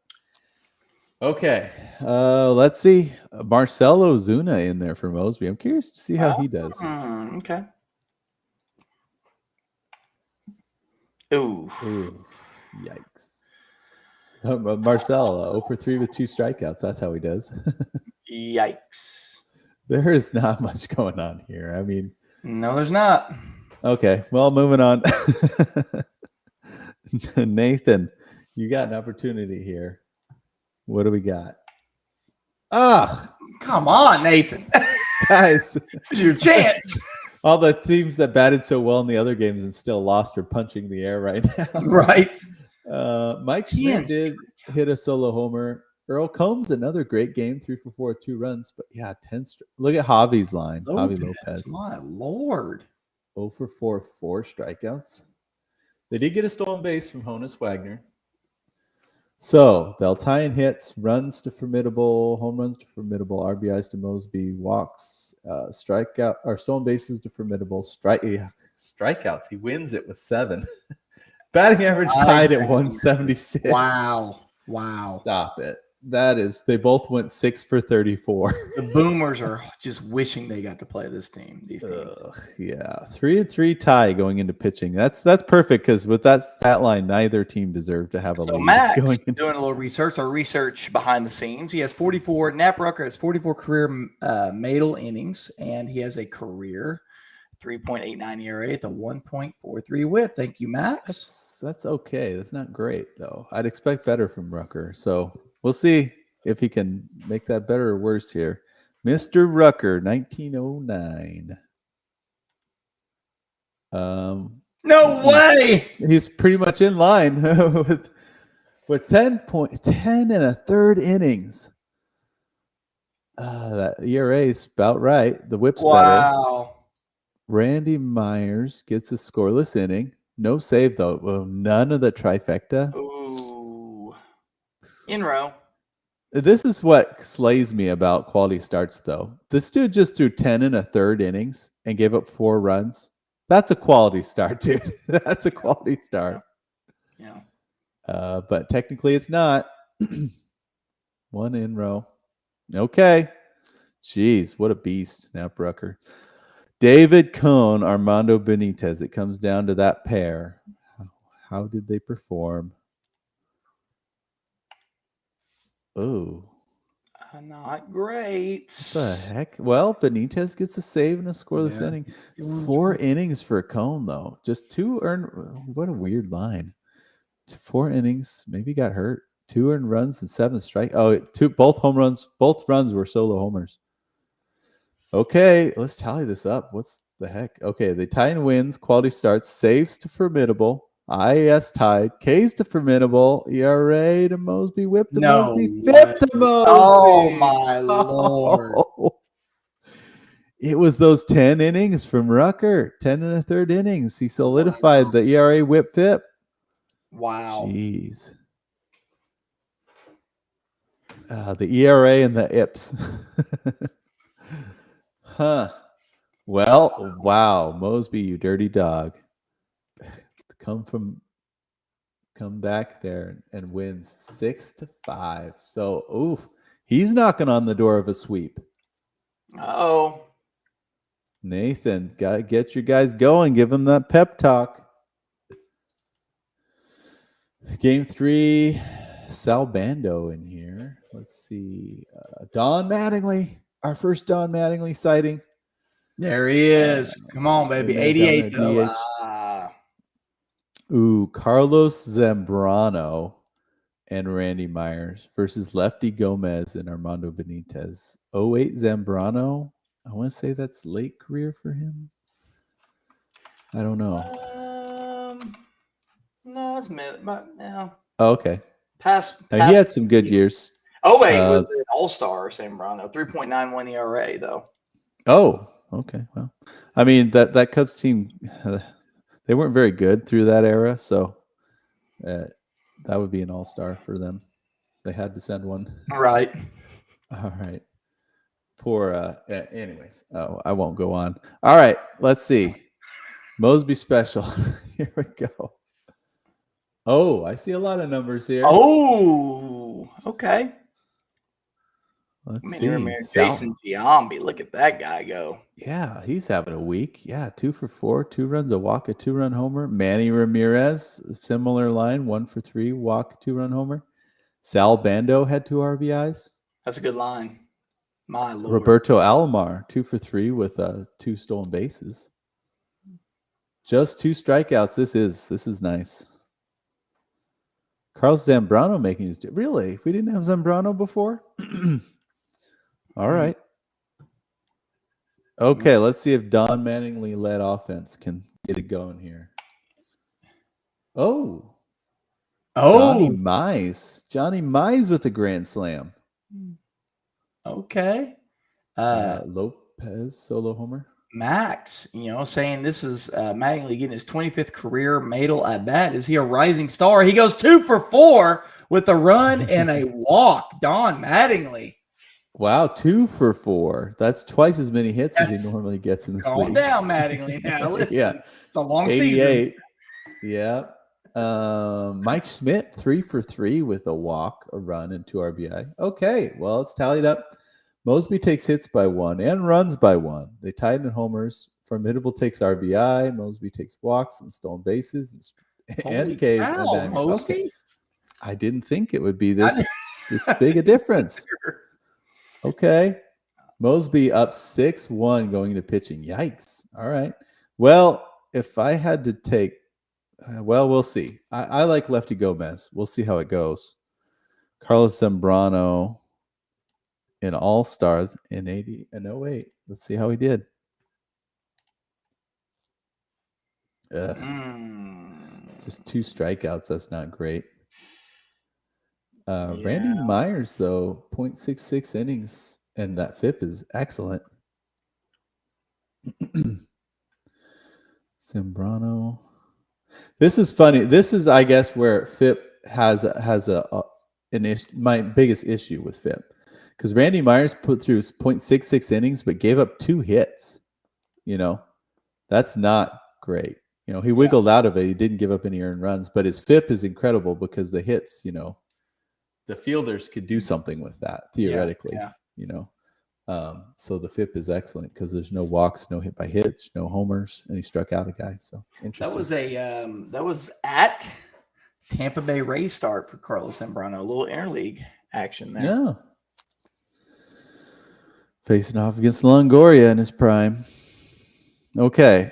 Well, Lefty Gomez, Armando Benitez. They're going to have to really have a great matchup here. They're down 5. League debut for Lefty. Here we go. Not bad. Ooh, not bad. Quality start. It'd been nice if he could have snagged that win. 9 innings, 3 earned runs, just 1 walk, 3 strikeouts. Benitez, scoreless inning in the 3rd. No save, though. That might make all the difference here. No wins for either team. Quality start to Formidable. IAS to Formidable. Ks are tied. ERA, whip, and FIP to Formidable. Wow. Tie time. Tiebreaker time. Tiebreaker, because no ties in baseball. I love it. So we're doing what? Hits? Runs? Hits went to Mosby. Oh, runs went to Mosby. The ERA went to Formidable, or is it RBI? I thought it was RBIs because that's producing runs. Runs and RBIs are connected to the win. So it's runs and RBIs? Oh my gosh. Yeah, and then ERA. Max. Yeah, Max. It's runs. I'm pretty and sure RBIs, RBIs is one of them. Yeah. Okay. Yeah, it makes sense because runs and RBIs are direct production. Correct, and then ERA. So this would be going. So it would be Nathan. It'd be Nathan because he took RBI and ERA. Yep. Nathan, you squirreled through, sir. You did not get swept. That is a 2-1 series victory for Mosby. These runs and RBIs matter now, baby. It's true. It is true. Well, nice. That was a good battle. That was a good battle between 2 returning managers. So it was 2-1 for Mosby? It was 2-1 for Mosby, correct. Okay. Our next matchup, we have a returner trying to victimize a new manager. It is Micah Wade's OGs Geeze. versus The Dancin Homers. Joshua Murray's Dancin Homers. Is this our Vanderbilt? This is our Vandy professor. Okay, he's been Professor having an Murray. incredible time here with football season. They are just playing their tails off. Are they? Oh, I'm not yeah. clued in on that. They beat Bama. They beat Auburn. They're beating. Oh, wow. Hopefully they beat Texas later on in the year. Oh, sorry. They could. Okay. Is Archie Manning their starting quarterback every game now? No. They're still starting yours. Yeah. No wonder they lost. No. Anyways. All right. It's not like their quarterback university like Oklahoma was. Yeah, before they cursed it with Spencer Rattler. Right. All right. Okay, here we go. Let's see. So OGs, I mean, he always has good hitting teams. Definitely picks good hitting teams. But he does have Walter Johnson and Bruce Suter. And then looking at Dancing Homers, they have an interesting team. I mean, Jeff Bagwell, Mickey Cochran, Jackie Robinson, but then like Kiki Coiler, Ben Chapman making his league debut. Ken Williams, sneaky good, as we learned last year, I think. So I do have some data on them. They actually, surprisingly, their team batting average over the 162 as a collective is 294 Dancin Homers. Wow. 294.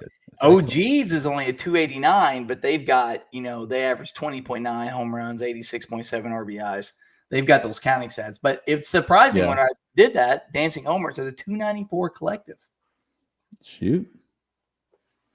Might be sneaky good. Yeah, he also has Sandy Koufax and John Wedeland on the mound. Koufax mixed results in this league. As great as he was, you'd think since he had a shortened career, a little bit shortened, that that would make for good polls. But we'll see.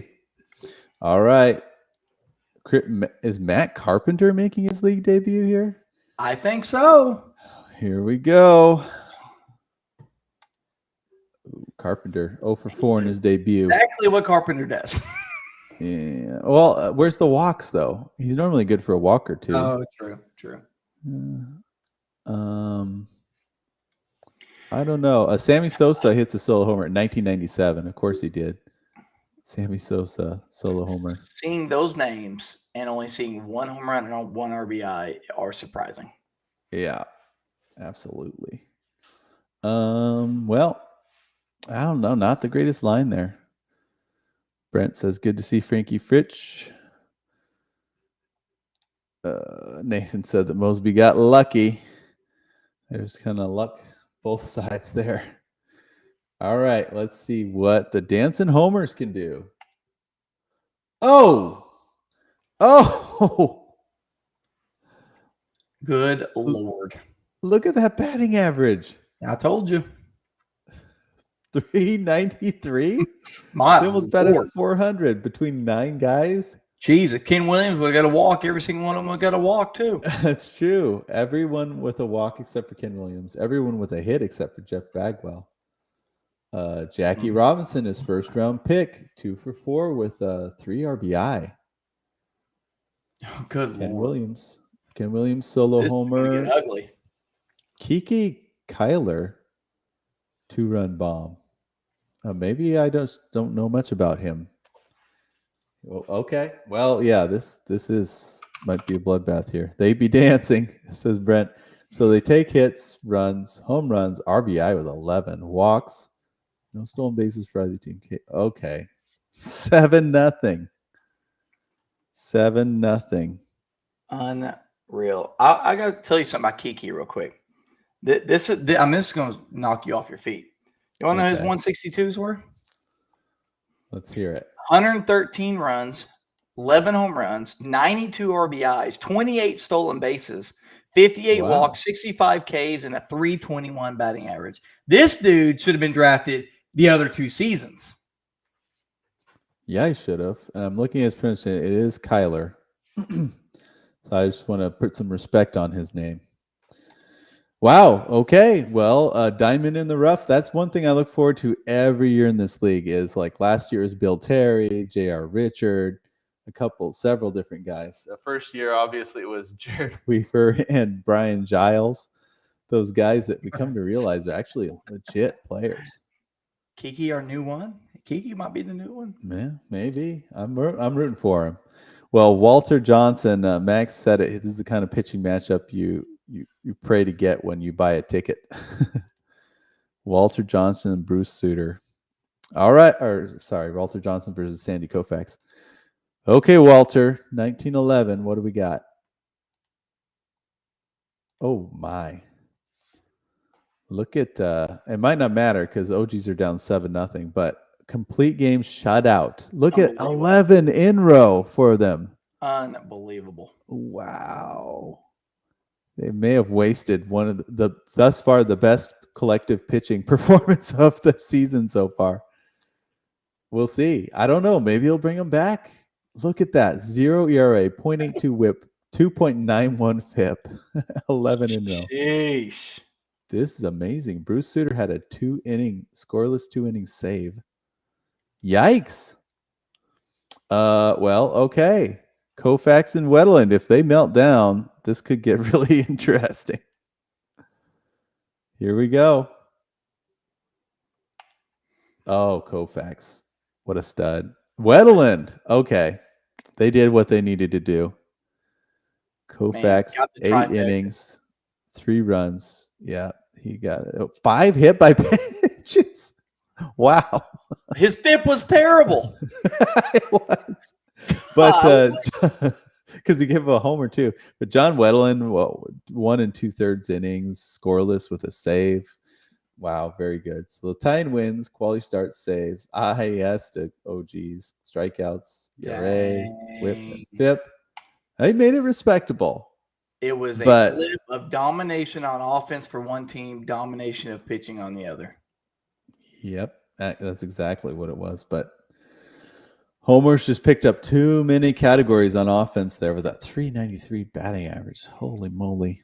Which is shocking. The new guy. OGs is usually the offensive juggernaut and lacking in pitching. Yep, that's normally his MO. But the new guy, Joshua Murray. Okay, a little Vandy, bit. baby, Vandy. He says, I'm here for real. Let's see what he can do in game 2. Mike Sosha, I think that's his league debut. It is. A catcher there. Longtime successful manager. Jack Fournier, I think that's his league debut as well. We got a couple new guys here. Yeah. Pitching, Roy Halladay and Mariano Rivera versus Dizzy Dean and John Woodland. Wow. I think, yeah. All right. Let's see. OG's offense. What? Oh, man. Not great. 8 strikeouts. Berger went 3 for 4 with a 2-run homer and a walk. He had a great game, but everyone else, nothing Paul to write would home be about. ashamed of Yelich. Yeah. 2024 Yelich, too. This was actually right before he went on the IL, so I think he was playing hurt. Wow. So, yikes, though. Yeah, what a disappointment. Okay, well, let's see the 394 batting average team. Let's see what they could do in game 2. 10 hits. They're going to do enough. Babe Herman. That's league debut, isn't it? I think he played last game, did he? Yeah, but this is his. Yeah. Oh, okay. Wow, he's 2 hits in each game. He had a 3-run bomb. Frankie Fritsch, of course, doing his thing. 2 for 4 with a run and 2 RBI. That's a very Fritsch line there. And no strikeouts. Bagwell 0 for 4 with a strikeout. Ben Chapman 0 for 5 with a strikeout. Well, let's see how this plays out. Homers take hits, runs. They tied in home runs. Homers take RBI, walks, strikeouts, batting average. Oh. Whoa! Geeze hasn't won an offensive category yet. 13-0 right now. I would not have predicted that.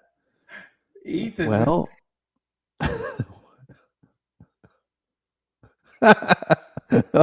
we couldn't get through like a weighted matchup without that reference. My Lord. I'm not saying it out loud. All right, here we go. Halliday and Rivera. What do we got? Try to bail them out like Walter Johnson. Oh, yuck. But look at their FIPS. Yeah, FIPS are all right. That's kind of funny. Well, look at this, though. Halliday got the win. So Halliday threw 6 2/3, gave up 7 earned runs, and got the win in that game. Rivera, though, Mariano, what happened? 1 2/3. He gave up a run, walked 2. So this is going to be in hand. Let's see what Dizzy Dean and John Wedlin did. Yeah. Guys, what is going on here? 3 innings, 4 earned runs. Oh, tally. For Dizzy. Wedlin, 1 inning, he gave up a run. Yeah. Okay, well, this is a disgusting pitching line. Wins, OGs, Ks. Oh, wait. Almost. Oh, almost. That became close. If he gotten a say anything, 1 IAS, anything, he could have tied that. I'm shocked. Wow. That as bad of a game pool that was for OGs, that he only lost 6-5. Yeah. Yeah, that was, horrible. Yeah, he had 11.25 pitching, 8.65 ERA, and he almost took it back. That was, no one did that great, like hitting or pitching for either team. This was okay. But the Dancin homers are going for a sweep. They'll dance along with that win. They'll take it. Game 3. They are trying for the sweep. Eddie Plank and Mariano Rivera. What a duo. 98 years apart. And then Jack Chesbro and John Wedland. Chesbro, a little understated. He could be decent, especially with FIP. So I don't know. We'll see. Okay, Micah, can you get your offense going? Can you get them going? Derek Lee making his league debut.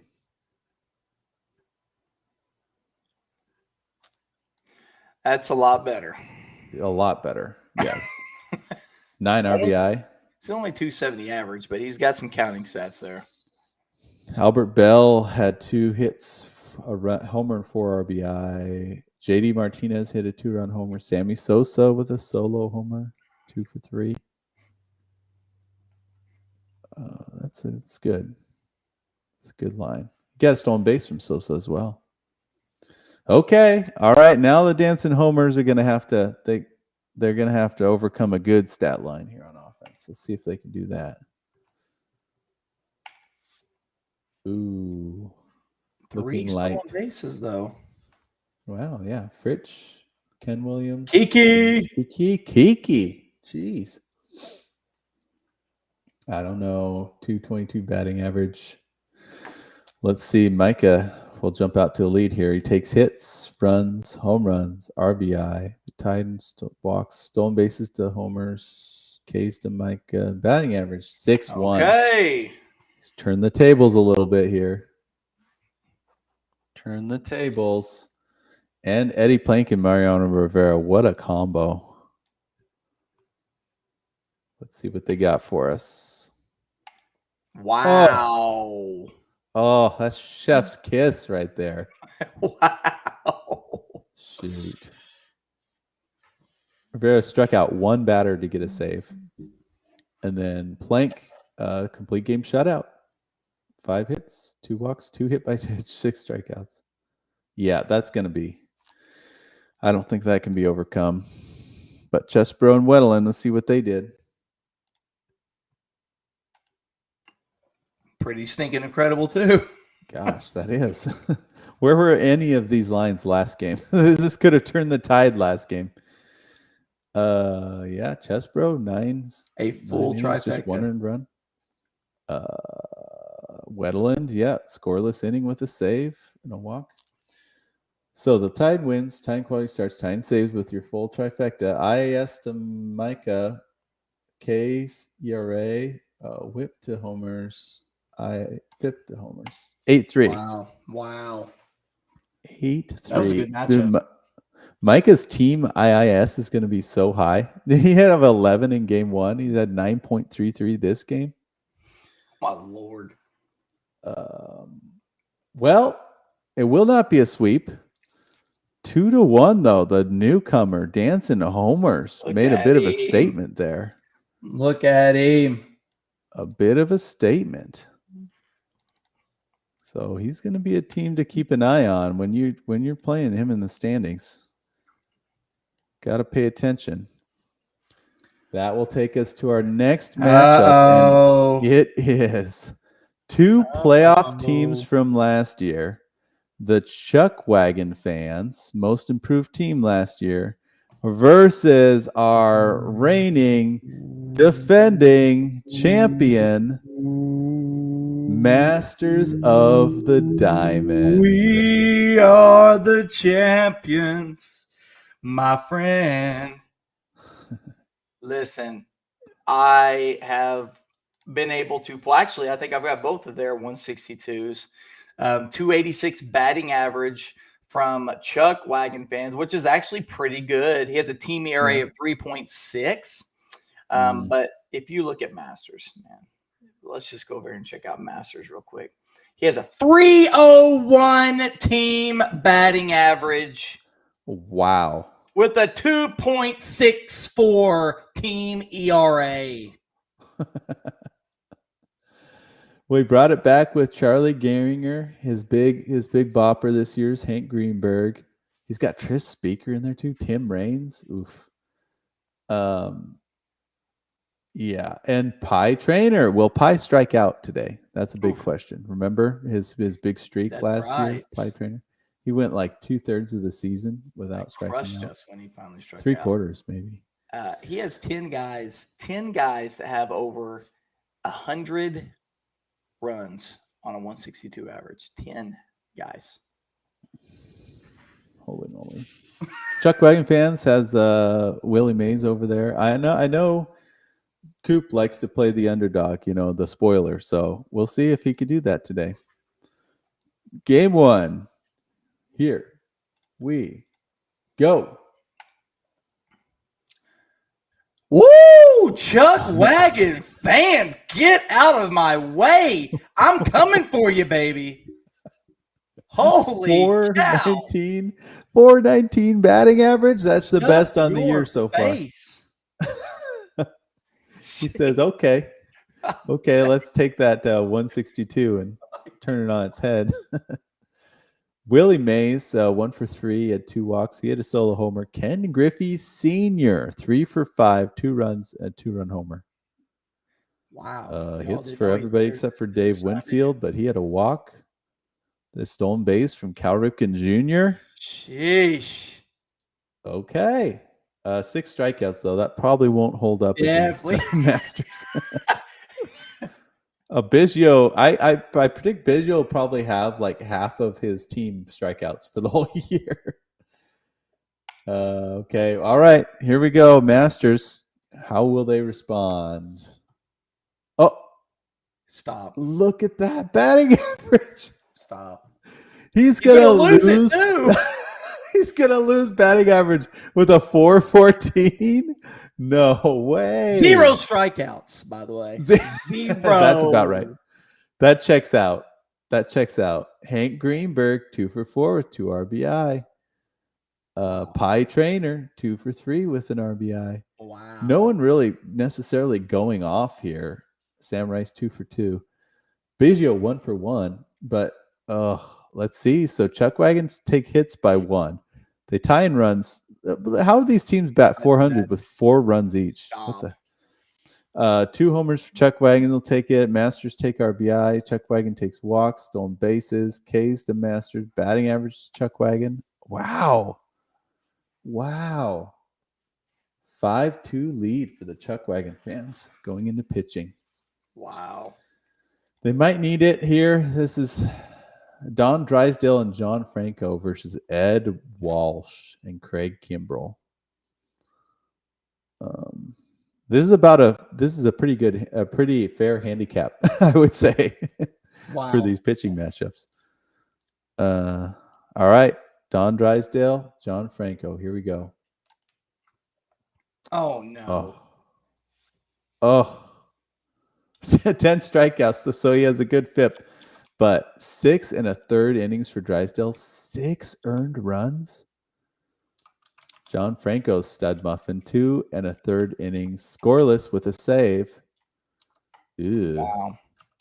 I don't know. He has a 5-2 lead, though. In some of those categories, not bad. Ed Walsh and Craig Kimbrell. Let's see. This will decide it. This will decide game 1. Ooh. Would have liked to have gotten that win for Walsh, but Quality's starting to save. He might flip it. Scoreless inning. Let's see. Quality starts to Masters. Saves tied. IAS to Chuckwagon. K's to Chuckwagon. ERA. Wow. Chuckwagon coming out swinging. Oh. Wow. Coop's team snags it by 1. Unbelievable. Woo. Man. That's big on an Ed Walsh start, too, to be able to do that. Yep. That's true. And Walsh throwing 9 innings, 3 earned runs, not getting the win. That's tough. Okay. Well, look at that. Yeah, look at that. Dan jumping out to a game 1 lead. Wow, that's incredible. Victory. Yep. Championship hangover is on, Max says. Game 2. Let's see. We have Fergie Jenkins and John Franco versus Mordecai 3-Finger Brown and Craig Kimbrell. It's a good pitching matchup. All right. Can Coop's team stay hot with the bat? Jeez. I'm anxious about this. I can't believe he did that. They were white hot in that first game. Okay, here we go. I see some more crooked numbers again. 0 strikeouts. Oh, okay. What? Okay. Joe Morgan pitched in a stolen base. Wade Boggs, 2 walks, 2 RBI. Dave Winfield at 2 RBI. Everybody just kind of chipped in here. Yeah, everybody did something. Oh, never mind. Willie Mays, of all people, 0 for 4. Yeah. Okay. All right. Well, it's decent line. Not blowing our socks off here. Let's see what Brent's team. He said Walsh not getting the win did it in. Good stuff. Okay, here we go. This looks better. Tris Speaker, 3 for 5, 2 walks, 2 runs, RBI. He got a stolen base from Tim Raines, of course. 2 strikeouts, so he won't win that category. This might be close. Masters take hits, runs. No homers for either team. RBI to Chuckwagons. Walks are tied. Stolen base tied. K's to Chuckwagon. Batting average to Masters. 3-2. Okay. Going to come down to pitching. Golly. So, man. Okay. 1970, Fergie Jenkins. John Franco. I think Fergie, I don't know a whole ton about him. I feel like he's another one of those guys that really matters what era in his career you're pulling. I had him season 1. I think I only pitched him once. That's true. I remember that as well. Just one time. One more time, then you pitched Bartolo Colon. I know. I couldn't keep him in the game. Sorry, Bartolo. Okay, here we go. Fergie and Franco. Pretty good. Pretty good. It's a good line. Yeah, quality start for Fergie. 2 earned runs in 7 innings, just 3 strikeouts. Franco, though, staying hot. Save in 2 scoreless innings. His FIP was bad, but You know what Kimbrel could do though here is he could go negative FIP, could really help out that side. with that, as many Ks as he can get, he could do that for sure. Franco, former Picklesburg guy. He was not that guy. I was Franco Picklesburg first year. I thought Franco was with Formidable last year. I'm pretty sure. Okay. 3-Finger Brown, Craig Kibbles coming down to this. Oh, Lord. help. This should do it. 9 innings, 1 earned run from Mordecai Brown with a win in the quality start, 7 strikeouts. Kimbrel, scoreless inning. He had a 0 FIP, so not quite negative, but 0. Really good. Smashers take wins. Saves to Chuckwagon and IAS. Ks to Masters. Here it comes. Here it comes. Here it comes. Yep. This is what Masters of the Diamond has done for the last year and going into this year. I assume it's going to happen. Is he not only it might be a close matchup going into pitching, but then he just swallows you with all of these averages. Yep. He does. And then Brent does say that in 1906, Mordecai Brown had a 1.04 ERA. That's not bad. So, yeah, not bad. This is right in line with that. He had a 1 ERA this game. So, yeah. All right. We have a deciding rubber match here. A deciding rubber match between these two teams. Don Sutton and Jose Mesa making his league debut. I got to be honest, I never thought Jose Mesa would be in this league. You're right. But here he is. But even here with he like is. a 30-team league. I mean, no offense, Jose, but I'm surprised. Sam Lever and Craig Kimbrel. Yeah. On the other side. So, okay, Coop. You shocked the world in game 1. Can you do it in game 3? Here we go. Ooh, I see lots of numbers going on here. 10 RBI.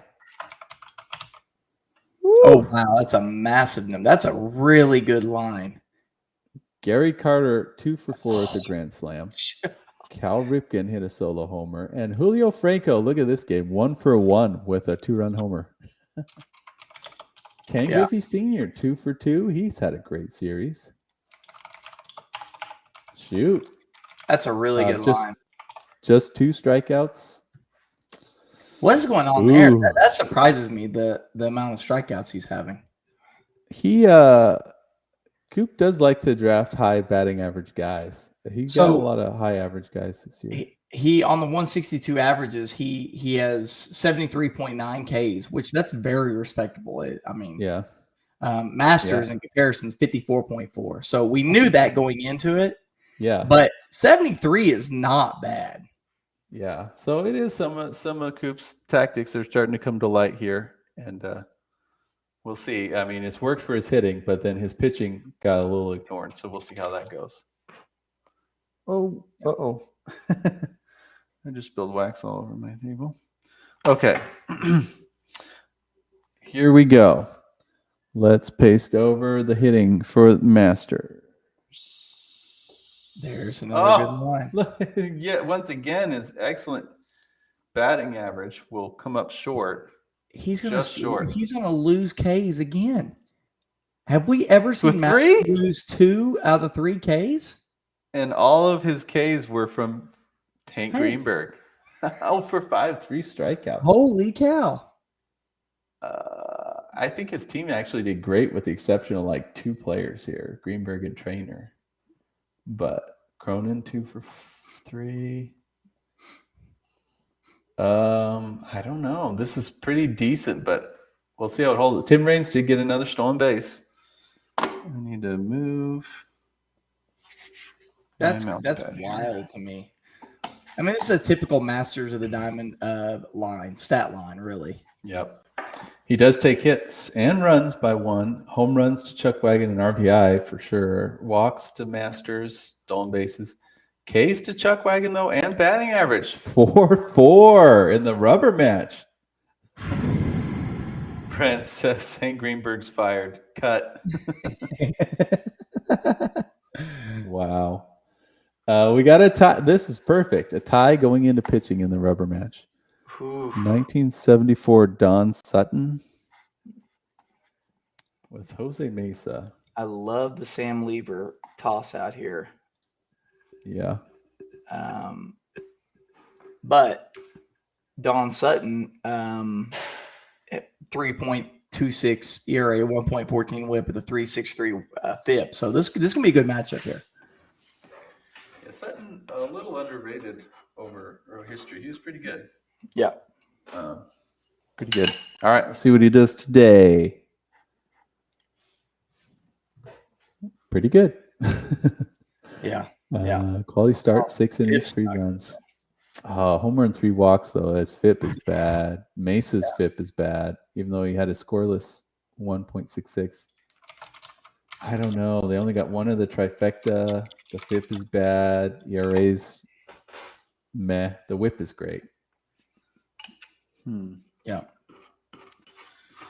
Okay. Door is definitely open here for Sam Lever and Craig Kimbrell.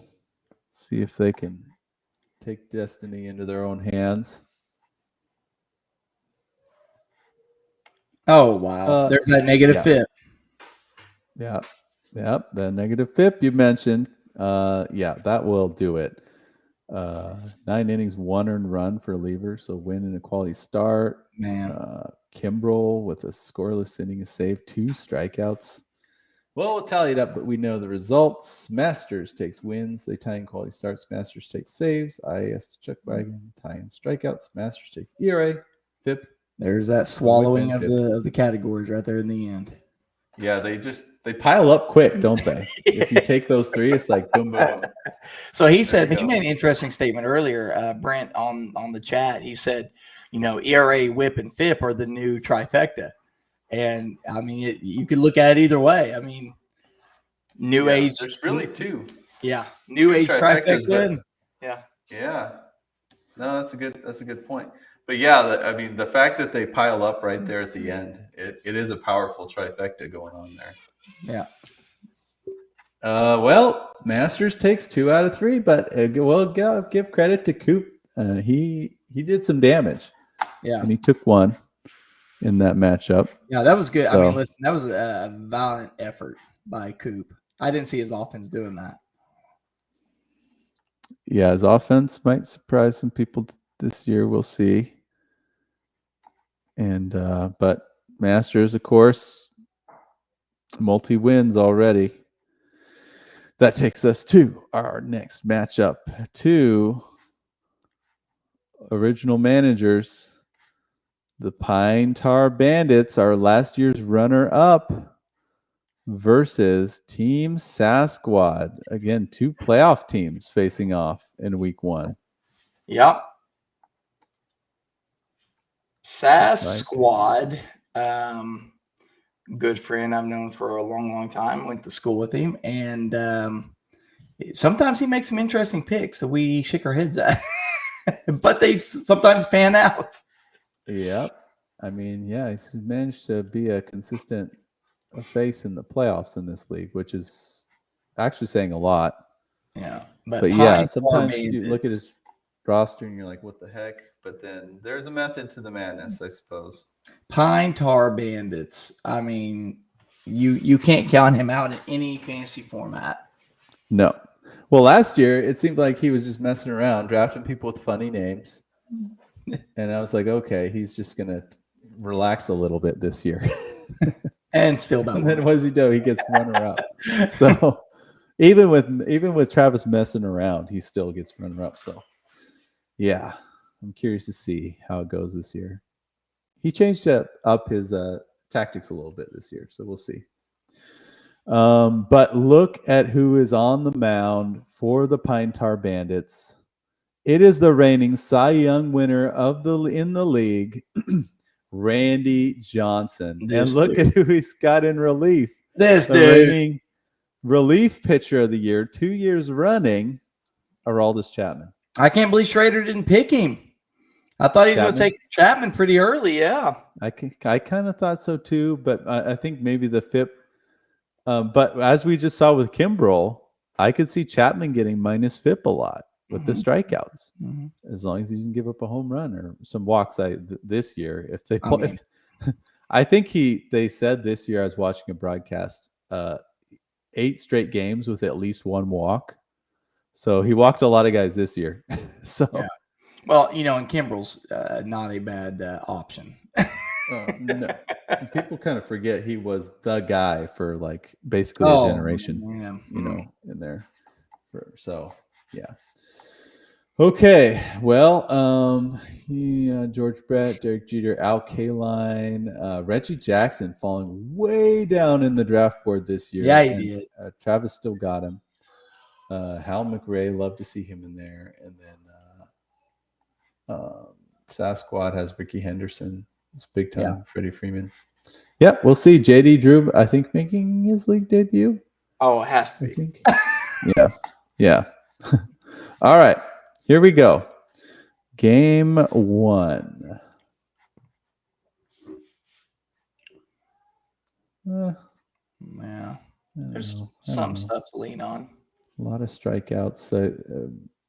RBIs are good. Derek Jeter, 2 for 4, 2 RBI. Fred McGriff, the crime dog, with a solo homer. And Reggie Jackson with a solo homer. Yeah. All right. Sasquad, how will you respond? Ooh. Lots of crooked numbers there. Oh, look at that batting average. Oh, my Lord. 484? Forgive me, JD Drew. My God. 2001, JD Drew, 3 for 5, 3 runs, 2 solo homers. Excuse me. My. And then Edwin Encarnacion with the grand slam. God. Bogarts, 3 for 5, 2 runs, RBI and a stolen base. Good grief. Well, okay, hits for everyone except Ricky Henderson. Well, let's see. Sasquad takes hits, runs, home runs, RBI, walks, stolen bases, and batting average. Yikes. Well, Randy Johnson. Oh, man. What a waste of Randy Johnson or Aroldis Chapman in a matchup. Maybe. I mean, yeah, maybe. We'll see. But, all right. This is a 1989 Randy Johnson, though. Young Randy Johnson. And 2021 Aroldis Chapman. Here we go. Look at that negative FIP by Aroldis Chapman. Look at that.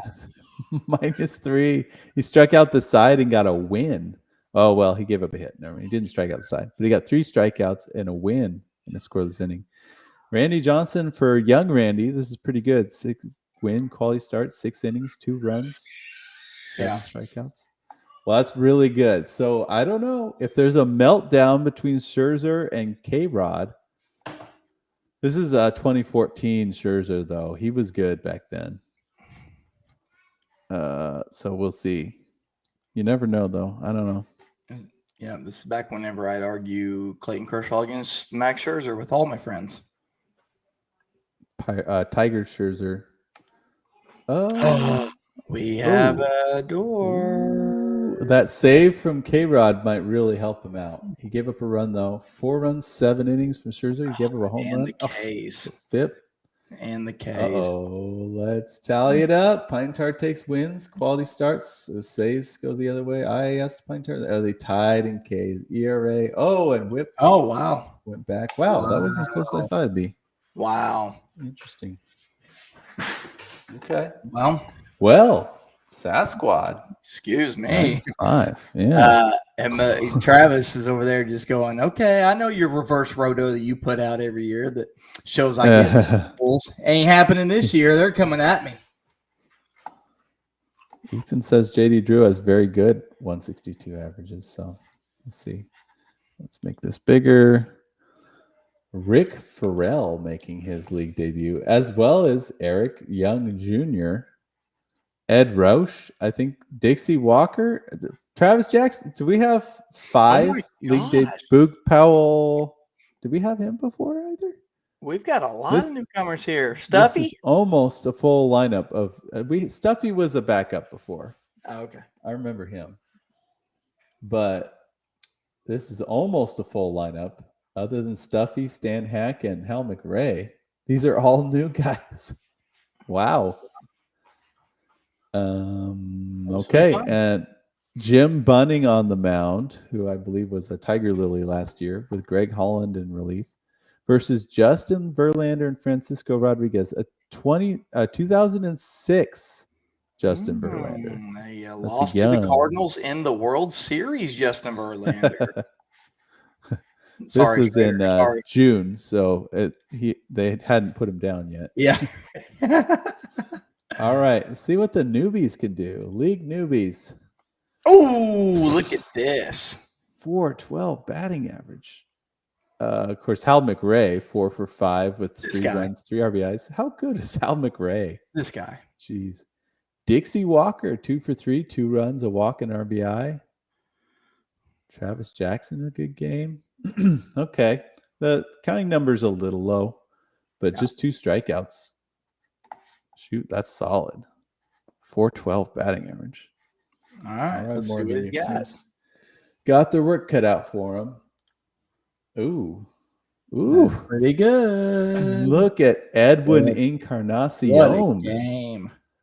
3 for 4, 3 solo homers, and JD Drew. Wow. Early MVP? Jeez. 2 for 4, a walk and a solo homer. Freddie Freeman had 2 RBI.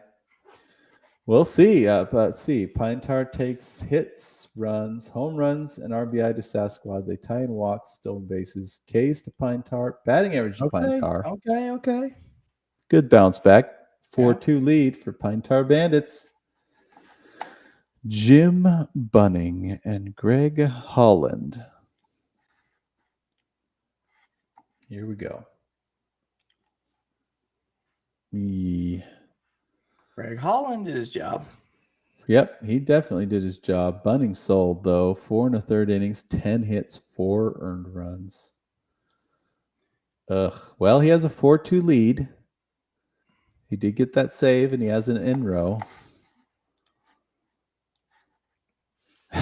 In-row, it just doesn't flow as well as IAS, does it? I know. Oh, well. Okay, here we go. Verlander and K-Rod. It's going to come down to those fellas. What can they do?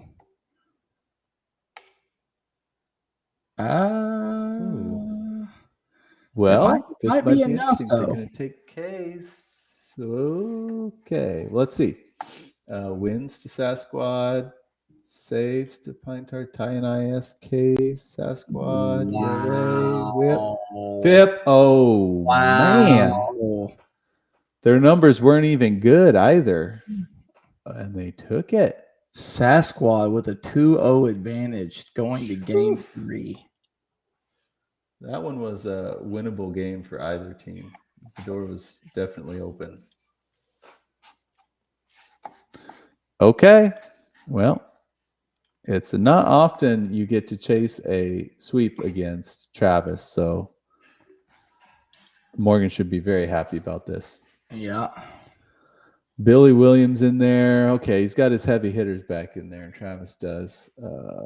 Brett Saberhagen and Aroldis Chapman versus Sam McDowell and Francisco Rodriguez. And actually, Sam McDowell, this league has taught me, is better than I realized he was.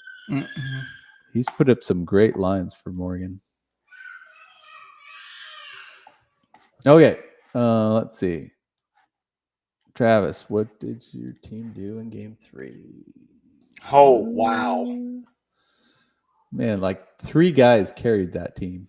Top 3. Ted Simmons. Yeah, the top 3. Ted Simmons, 3 for 4, 3 RBI and walk.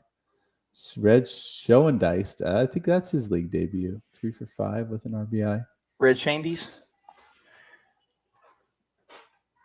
Is that how you say it? Yeah, Red Shandies. Oh, yeah. Really? Yeah. Okay. All right, there you go. Okay, well, there's some holes here. Morgan, can you jump out, snag a sweep? Ooh. Dale Murphy out of Portland, Oregon, 2 for 4 with a solo homer and a stolen base. Encarnacion, talk about early this guy right now. MVP. 1 for 4 with a solo homer. Now, what did he do in game 1? Wow, JD. He had a grand slam, 3 home run game, and now a solo homer.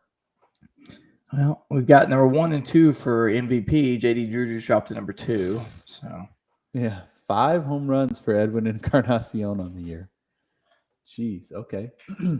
Well, hits will be tied. Runs to Sasquad, home runs, RBI, walks, stolen bases, Ks to Pine Tar Bandits, batting averages Sasquad. They have a 6-1 lead going into this pitching. is crazy. Holy moly. This is shocking. Brent had said that Randy Johnson was going to be a 2nd-round pick when Travis took him. Yeah. I knew he'd go early, but man, he was sought after. Yes, well, that's no surprise. All right, Saberhagen Chapman. Here we go. They need a miracle. Oh. Chapman in the FIP, man. Oh, so good. Chapman did great. Saberhagen got a quality start. He was just kind of meh. Seems like a very Saberhagen line to me. Not bad, but you're down 6-1, so he needs a serious meltdown from McDowell and K-Rod here. Here we go.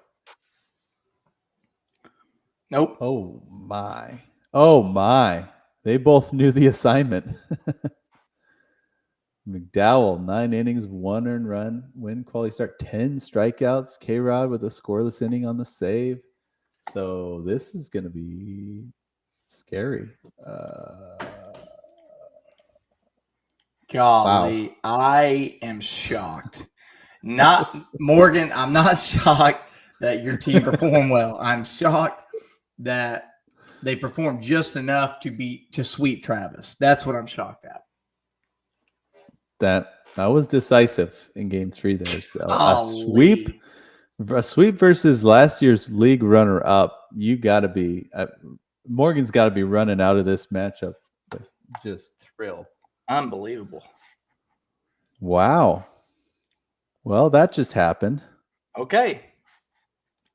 Congratulations, Brett Morgan. Well done. I'm just shocked.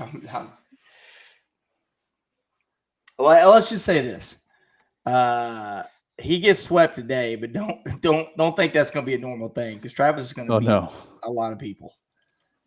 Oh no, yeah, this might be the only time he gets swept all season. So,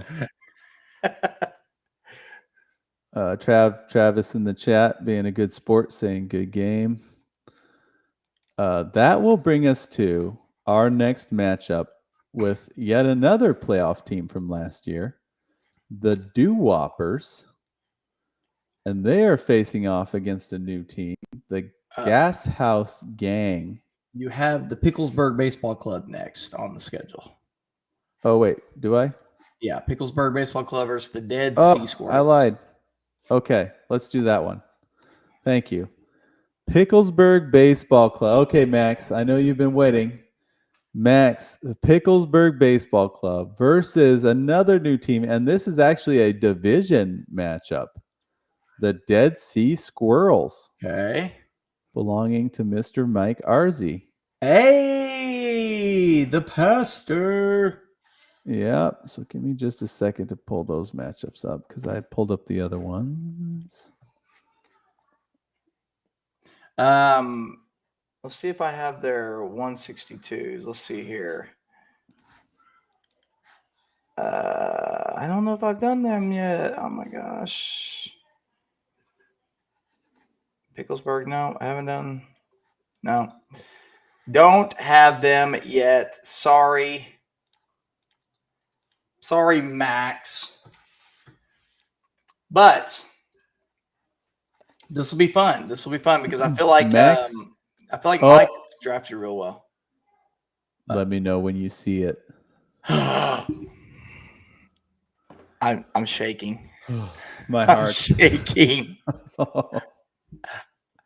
Ladies and gentlemen, it is the American Nightmare, Jared Weaver. He is here. He is back. I don't, get excited a lot in the off season, but I have been anticipating seeing his name back into one of these beautiful spreadsheets for 10 months, 9 months, whenever it ended. Because this guy is the GOAT. He's better than any pitcher that I've ever seen in my life, according to MATL.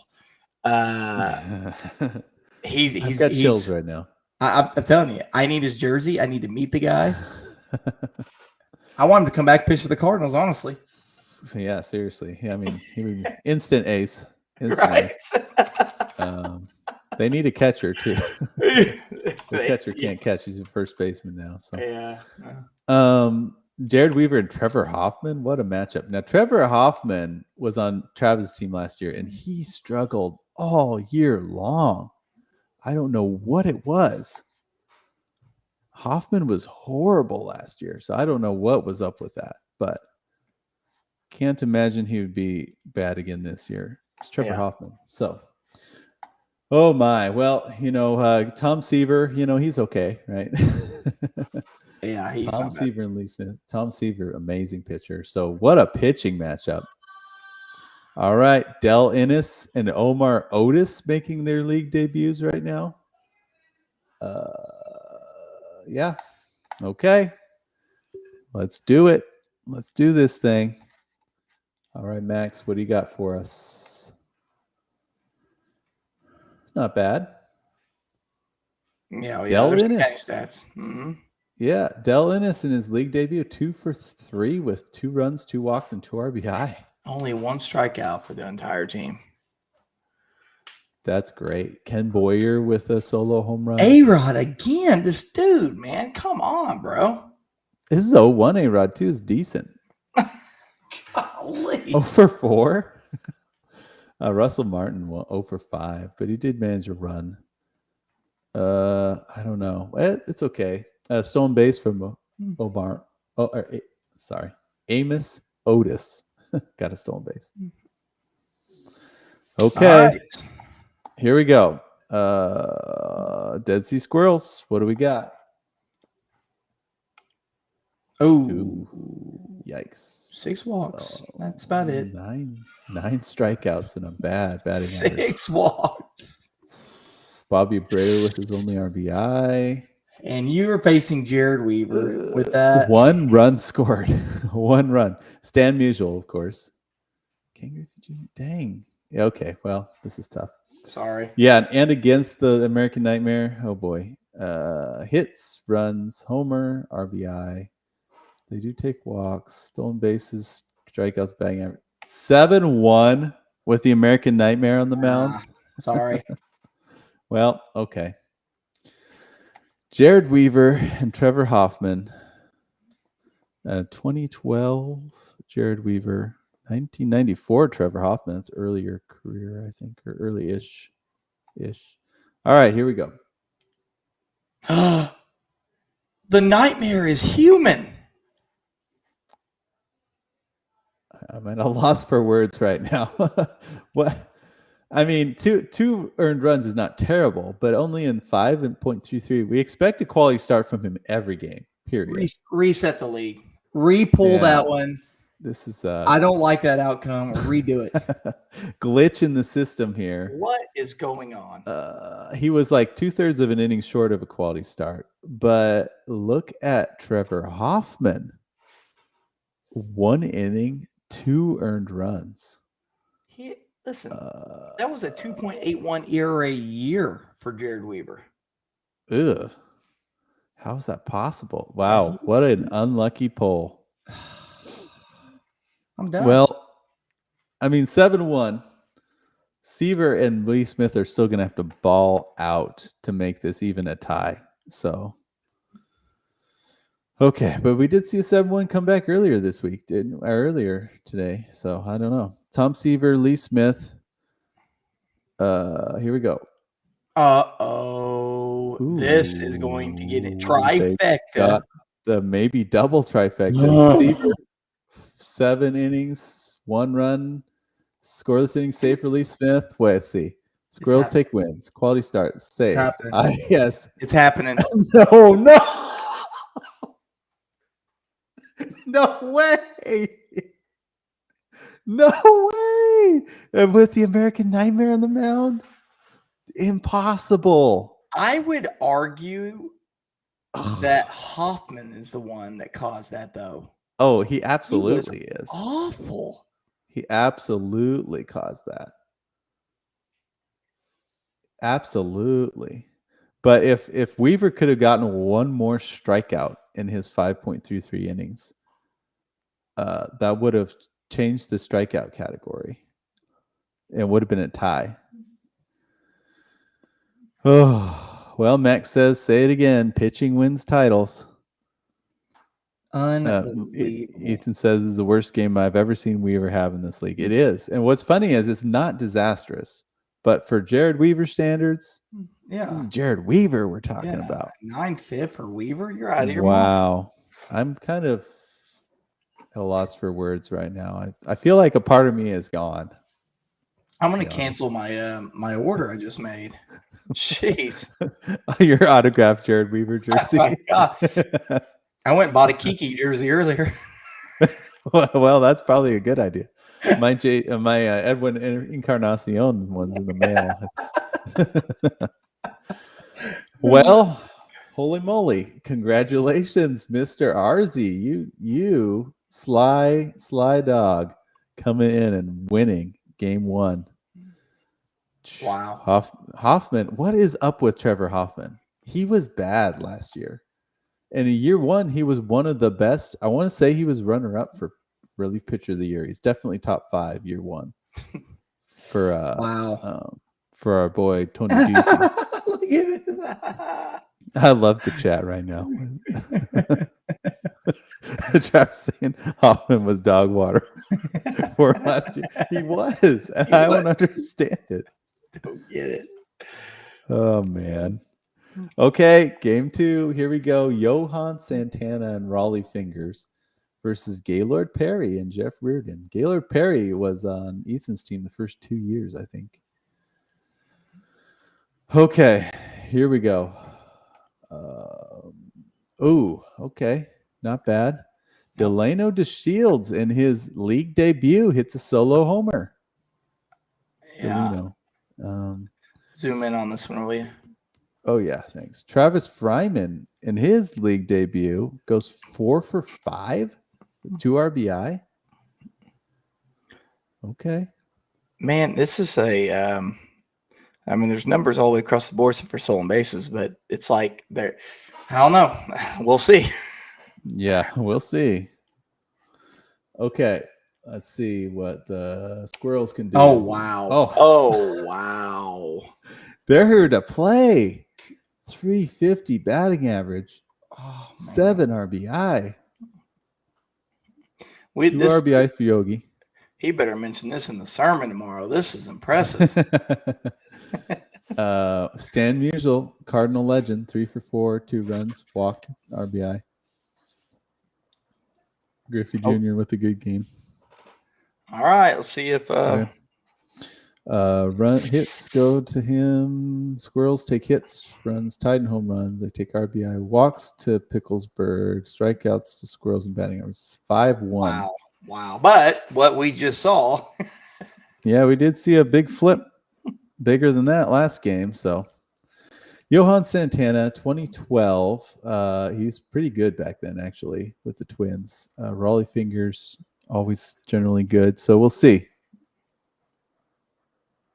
Oh, this is final year, Johan? Okay, I take it back. I thought he played more recently than that. I'm thinking of someone else. All right, here we go. Oh my. Oh my. Well, this is kind of flipped around where Raleigh Fingers did his job. He did great, but Johan Santana, 6 earned runs in 5 innings. Well, Max, you might be, you're cooked this game, huh? Gaylord Perry and Jeff Reardon. Oh. So this is Gaylord Perry's worst game of his career. He has never given up 9 earned runs in any other game in his career. You're kidding. Yeah, but he threw 10 and 10 and 2/3 innings. 2/3. So how else could you have a 9 earned runs but a 7.6 ERA? You got to throw 10 and 2/3 innings. He gave up 3 homers though. Look at these averages right now. Will this be interesting? Is this gonna? Oh no, it's not because no wins, no quality start. Horrendous. Wow, Max, you had a golden opportunity. What? Those are terrible. Why are we getting such bad pitching pools? That one matchup was terrible too. Golly. The pitching has not shown up this week as well as the hitting. How are you going to win ERA? Whip with a 1.63. Well, Lord. Look at Mike. Is a new guy going to try to sweep one of our better managers in the league? Jeez. And interesting, a new starting pitcher, Gary Nolan. I didn't really know much about Gary Nolan until he got drafted. But he actually put up pretty good stats. Wow. Red Faber, actually both starting pitchers making their league debuts. Okay, Max. Jeez, Let's dude. Do it. Bad pull for Johan, yeah. Okay, here we go.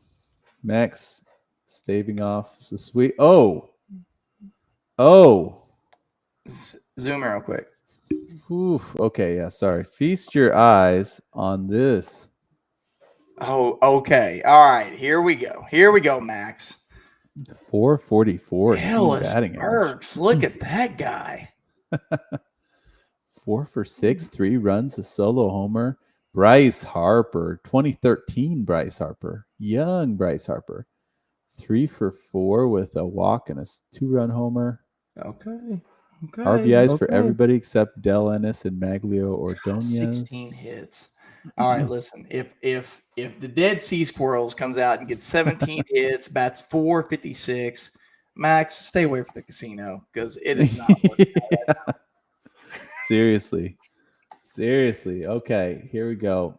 Mike, what do we got from the Squirrels? It's a good line. It's just not as impressive as the other. Yeah, Joey Votto carried them there. 3 for 4 with a walk, 2 solo homers. Musial had another good game. Not unusual for Musial. Ooh. Musial. Let's see. So hits will go to Picklesburg. Runs to the Squirrels. Tied in homers. RBI to Picklesburg. Walks to Squirrels. Tied in stolen bases. Ks to Picklesburg. Batting average. Closer than I thought it would be. Damage control. Yeah, they snuck in there and grabbed 2 categories. Oh my gosh. Max, come on, man. Ooh. Gary Nolan in 1970. They said he had a decent year that year, so we'll see. Trevor Hoffman, though. What are we going to get from Trevor Hoffman? Okay, here we go. Oh, good game by Trevor. That a boy. Man, they both pitched well, but no save and no win because their teams didn't pick them up. So only one of the trifecta. The ERA, WHIP, FIP look well. WHIP's not good, but ERA and FIP are good. Ooh, but he's up 4-2. Okay. Max, how you feeling, dude? How you feeling? What do you think? Old school pitcher Red Faber in 1917 with Lee Smith, and Lee Smith, he could be good or bad. You never know. Okay, all comes down to this. Oh, wow. What a similar line. They do not have the same whip. Stop. And FIP. And FIP. Same whip and FIP. No way. We're going to have to tally this up. Titan wins, Titan quality starts, Titan save, Titan IIS, K's, going on? ERA, whip, and FIP. Look at you, only Max. 2 scoring categories in pitching. Look at you, That's Max. a record. That is a record. Only 2 scoring categories in pitching. What the heck? What identical pitching lines. That is strange, to say the least. Okay, Max, you did it. 6-2. Wasn't even that close. Oh, my. Well, 2-1.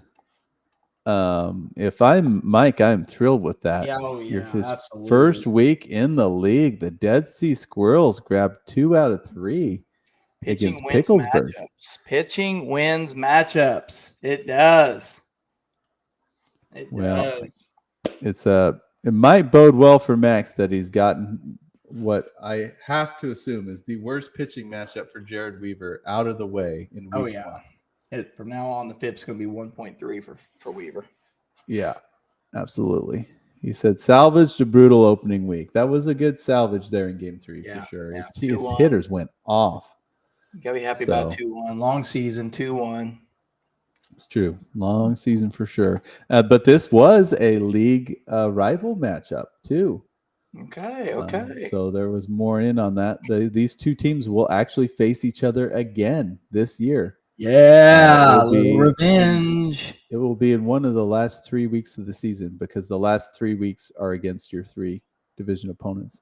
So we're going to wait a while, but there will be a rematch here. Max will be ready, I'm sure.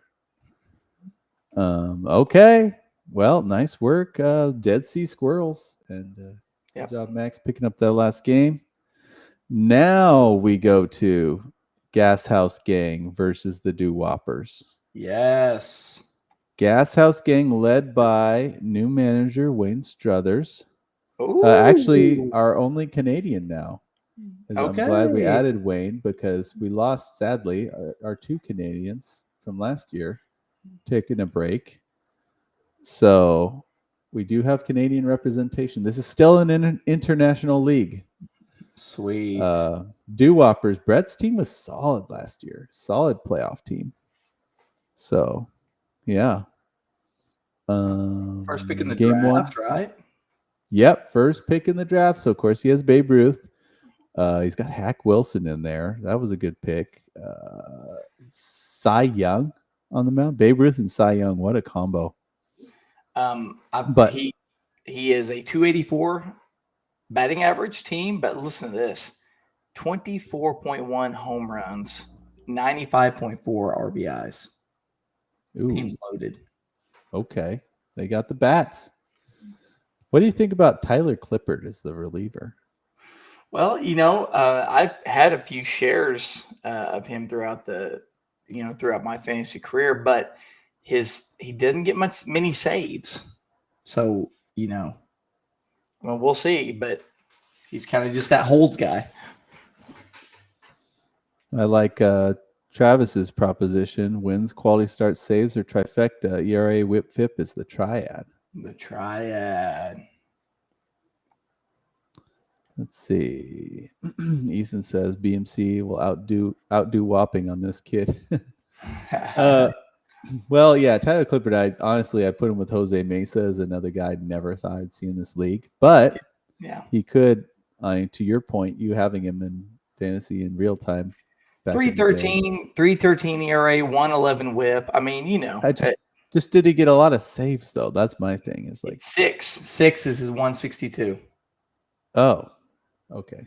He didn't. I don't know. He's supposed to pad the triad, I guess, is what he's in there for. Okay.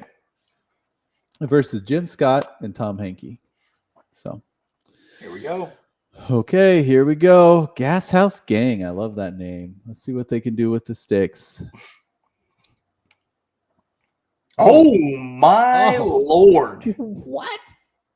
18 hits? Hack Wilson had 5 of them, 5 for 5 with 2 runs scored and an RBI. Lord. Everyone had at least 1 hit. Eric Davis. Oh, Nathan must be punching at air right now. Eric Davis, 2 for 4 with 2 runs and a solo homer. Orlando Cepeda, who was on Leap's team last year, 3 for 5 with a 2-run bomb. He was a backup first baseman last year, but I think he'll get starter innings this year. I'm excited to see it, to see what he can do. Yeah, Orlando Cepeda, actually a guy in real life who was stuck behind, like had a lot of talent, but he was kind of buried in that lineup for the Giants. Willie McCovey. So, yeah. Plus, he played in a really tough ballpark to hit in with the wind pushing in. Candlestick. Anyways.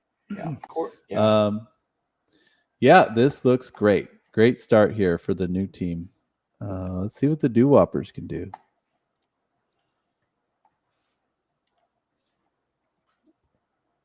Ooh.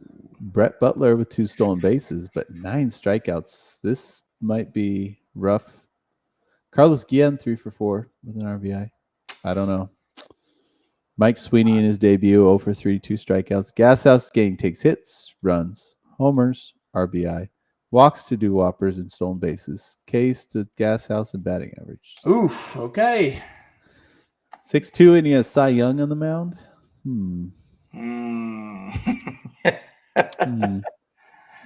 But he's got Clippard. Okay. So Can Clippard pull a Hoffman? I don't know. Here we go.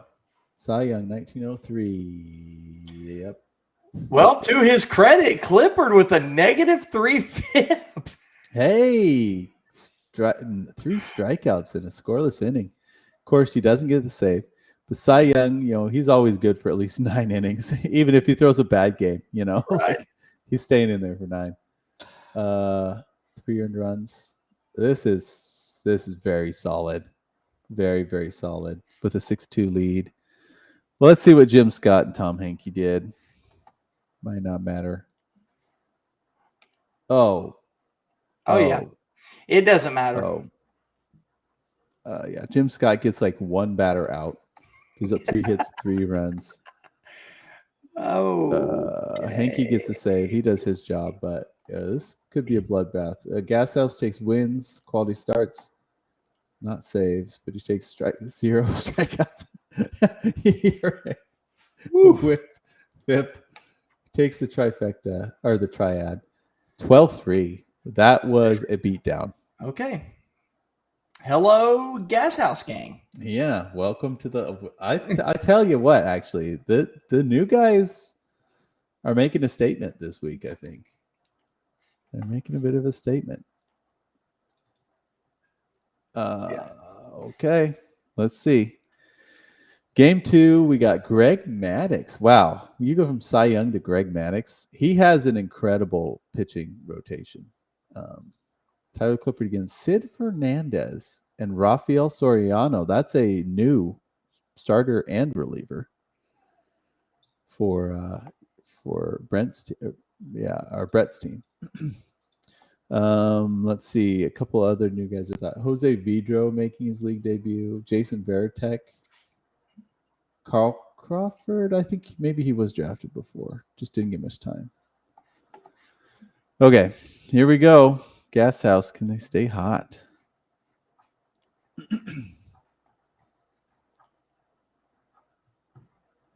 Not really. No. Doo-Whoppers have, only 1 RBI, no home runs. Utley and Davis, only ones who really have a good game there. Other people, not so much. Hack Wilson went from 5 for 5 to 0 for 4. Okay. All right, Mr. Carter. Here's your chance. Grab some categories. Ugh. Well, he will get some categories. He's got that stolen base from Sean Figgins in his league debut. Delgado hit a 2-run homer. But Gashouse is still going to snag some categories here, though. Yeah, he'll take hits and runs, homers to Doo-Whoppers and RBIs, walks to Gashouse. Is he going to be in the league? Bases, Doo-Whoppers, Gashouse. What in the No way. world? 5-3 with that hitting line. Shoot. And he's got Greg Maddux against Sid Fernandez. My gosh. Oh, boy. What is happening? Greg Mannix in year 2000. Oh, this is old Greg Mannix. Well, we'll see. Ooh, well, not really. No, I mean, it is older, 2000? but it's older. Yeah. Older. Yeah, not like old, but older. This is an MVP year for Greg Maddox.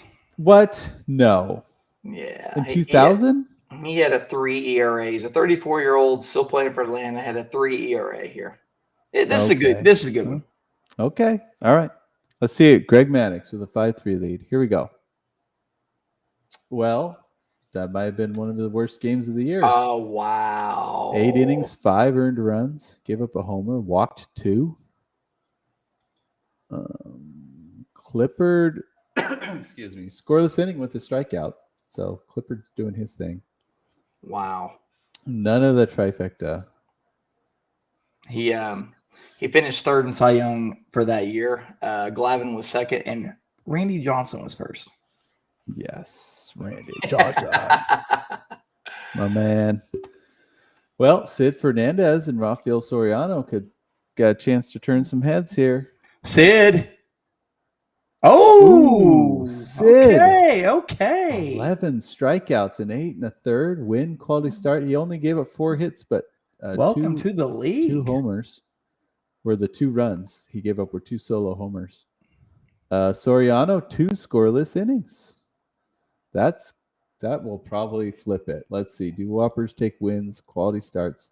IS. Here he comes. Here he comes. ERA whip. Here he comes. That more than flipped it. That made it a blowout. Now it's a matchup. What does Max say? Pitching wins championships. Don't it, Max? Won't he do it, Max? Won't he? Well, we got a 1-1 game going in our series going into the rubber match. I like this. And look at this pitching match. If you could have seen this pitching matchup in real life, I'm buying a ticket. I'm buying plane tickets to see this. Cicotte. Eddie Cicotte versus Clayton Kershaw. Oh, my boy Clayton. How many times did we butcher Cicotte's name last year? And Max? Yeah, well, okay. In my defense, so I was listening to Ken Burns' 9 innings the other day, and the narrator said Cicotte.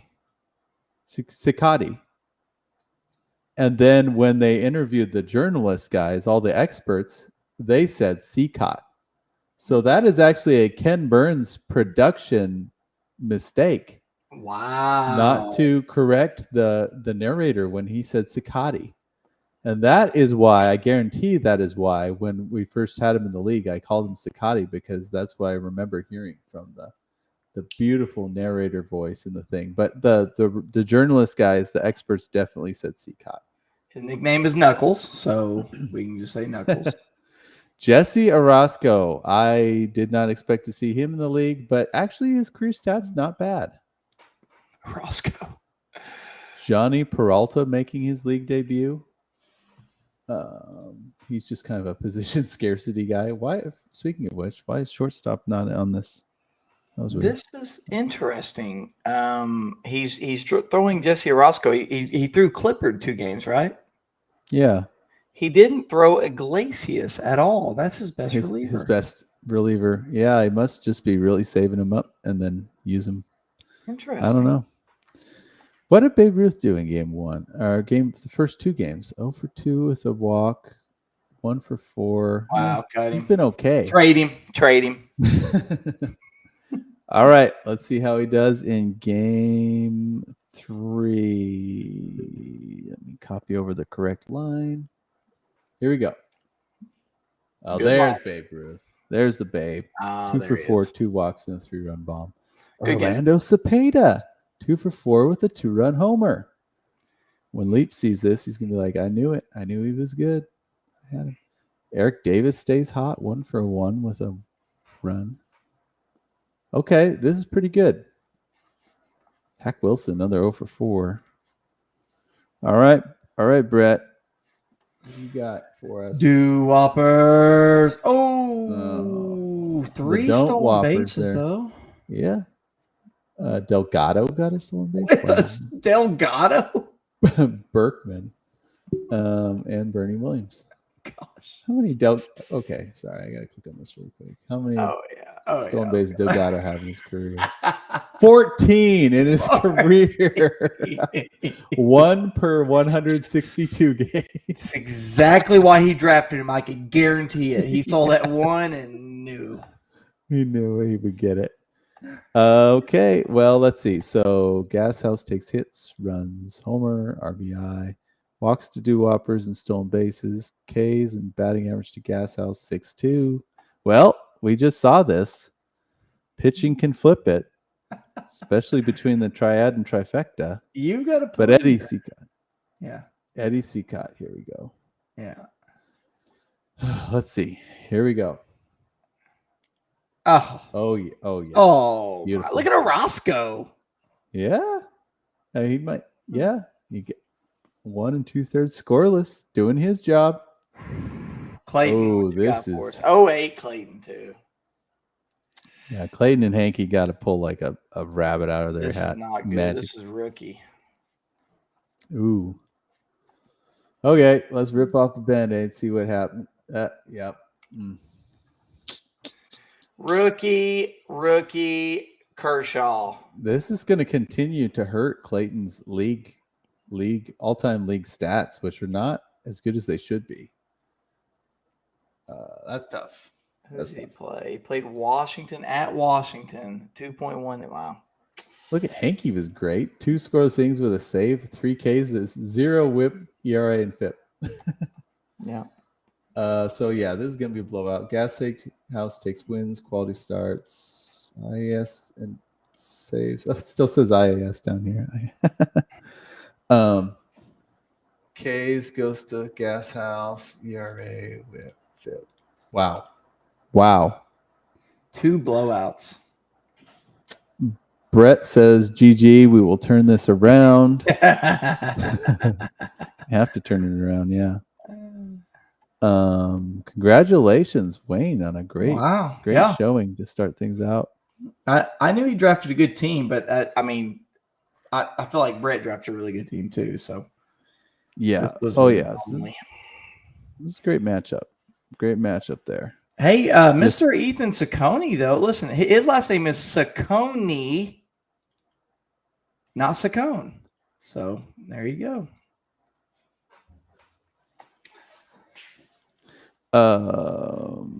Yeah. Well, all in the family. You know, I'm sure he's closely related. I'll start calling him Saccone, though, from now on, I guess. Just makes it more confusing. I don't know. Tell me what to say and I'll say it. So. Knuckles with the incredible 9-inning performance today. 2 new teams in this next matchup. Oh, let's go.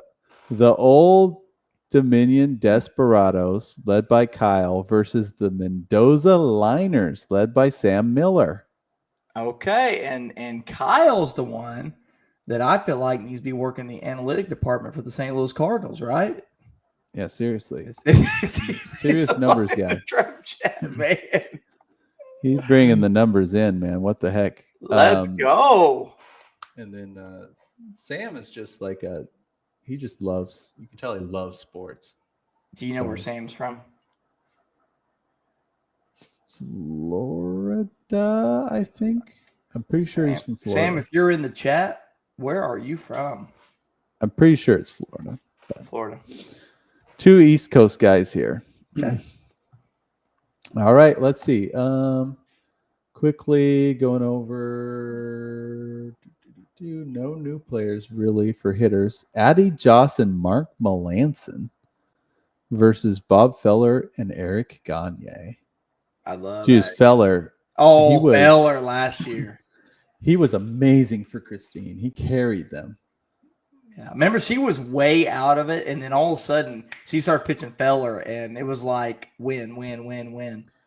Feller and Randy Johnson were like the whole second half of that year were like it was just the top two. Period. No one like I guess J.R. Richard was up there too, but he was consistent. Whereas Feller and Randy Johnson would have eye-popping stat lines.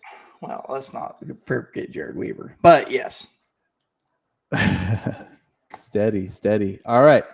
Here we go. Let's see what Old Dominion team's league debut looking good. Looking good. Yep, 3. Yeah, okay. No home runs, Goose though. Goslin 2 for 3, 2 walks, RBI. Arky Vaughn 2 RBIs. Oh, chipper. Arky Vaughn was a silver slugger for Leap last year. Well, this looks pretty good. No home runs, no stolen bases, though. Excuse me. Sam, how can you hold up against this? What do you got for us, Sam? He got a home run. From Ichiro. 2017 Ichiro. It's a home run. Mickey Mantle, 3 for 4, his first round pick with a stolen base. That'll take that category too. This is going to be pretty even here. Yep. Hits by 1 to Desperados. They take runs. Homers to Mendoza. Tie and RBI. Stolen bases to Mendoza. Good Lord. Look at this. Game 1. Look at this. Yeah, what a match. These both pitchers are incredible. Yes. Old school Addy Joss, 1902. 90 years apart from Melanson. Or, sorry. 110 years. 110 years. Take that back. Wow. Okay. Here we go. Yep, that's Addy Joss. Look at all those Ks. He didn't have a great FIP, though. No, he walked a lot of guys. Mm-hmm. Melanson gave up a run, but he had a good FIP. 2 strikeouts. Yeah. Well, the sum of its parts, this is pretty good. They only have 1 in the trifecta, but the triad's looking nice-ish. All right. Well, doors open here. Bob Feller and Eric Gagne. What a combo. Here we go. Oh, Lord. Oh, Gagne. That is if I pitched to major league pitchers right there.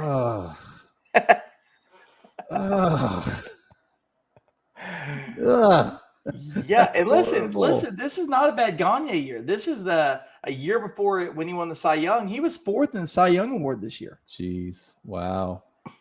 He just got one of his worst games of the year, probably, I'm sure. Bob Feller was okay. I mean, 6 innings, 3 runs. He had a quality start. Not what he was last year. Nothing to write home about. The Tide wins, quality start saves IAS, Case to Desperados, ERA, whip. It was the triad this year. This matchup. They took the triad. Okay. Congratulations, Kyle. Your Desperados taking a 7-2 game 1 victory. That will take us to game 2. We have Muddy. Is that Ruel or Rule? Maybe Rule. Let me click on it right here. We'll click on it. We will find out right now. Oh, did they not even put the pronunciations? That's odd. I'm going to say Rule, unless someone knows Max. Better. Okay, as a catcher, he's new to the league. Yeah. Kurt Schilling and Mark Melanson versus Bob Lemon and Rob Nen. This is a 04 Kurt Schilling, so this would be Red Sox Kurt Schilling. You're still pretty good then. This is so funny, the stuff you find that baseball just gives you more things to think about. But as I'm looking for the name pronunciation, you find out that he's the Detroit Tigers general manager from 54 to 56. He was preceded by Charlie Gehringer. Interesting. God. Brent Schrader probably already knew that, but yeah, that's so interesting. Yeah, there you go. Another factoid. Why am I? Okay, here we go. All right, let's see how they do here. Let's see how they do. Oh my. Kyle, go off, Desperados. Rule 2 for 4 in his first game. Okay. Chipper Jones, your favorite player. He actually played today. Look at that. 2 solo homers. That was Attaboy. 04 as well. Arky Vaughn, of course, had another good game. Earl Averill doing all right. Chuck Klein, he's our cover athlete this week. Actually, that was Chuck Klein, 2 for 4 with 2 RBI. Huh. Well, very good. He got a stolen base out of Eddie Collins. 350. Okay, that's really good. All right. All right, Sam, you got a tall task ahead of you, sir. What do you got, Sam? Well, that's not bad either. Okay. 3 Ozzie stolen Smith. bases. 2 stolen bases alone from Ozzie. Ichiro's doing well this week. He had a stolen base. Jim Rice, 3 for 4. I don't know. Let's see how it holds up. Desperados take hits, runs, home runs, RBI. Oh, wow. Walks, stolen bases to Mendoza, K's to Desperados. It wasn't as close as I thought it was going to be. Same here. Yikes. Okay, I'm a little nervous if I'm Sam right now. Yeah. Kurt Schilling in 04 with Melanson. Let's see. Look, this is weird because Schilling's FIP is incredible, but his other stats are bleh. Yeah, 8 strikeouts good. He gave up a homer. I don't know. He didn't get any of the triad. Or sorry, the trifecta, and his triad doesn't look great. So I don't know if Bob Lemon and Rob Nen go off. You never know, as we know from today. Bob Lemon, Rob Nen. Here we go. Oh, Rob Nen. Oh my gosh, Rob Nen. What's up with the relievers today? I'm going to have to get used to seeing the reverse on the FIP here because I look at Bob Lemon's ERA and WHIP and think that's a really good game. His FIP's terrible. I look at Kurt Schilling's ERA and WHIP and say that's a terrible game. His FIP's incredible. It's true. He walked a bunch of guys. Golly. Yeah, that is trippy. Rob Nen giving up 2 runs in 0.66 innings. But Bob Lemon knew the assignment. Is there an option run. for managers to just not pitch the relievers? My God. I mean, jeez Louise.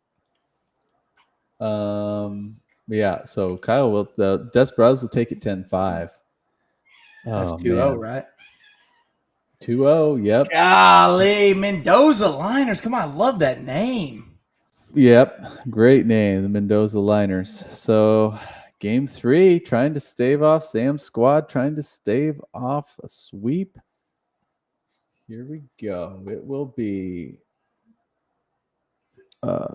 Jack Powell and Mark Melanson versus Ron Guidry. And Eric Gagne. That was Nathan's guy last year. It was. Decent.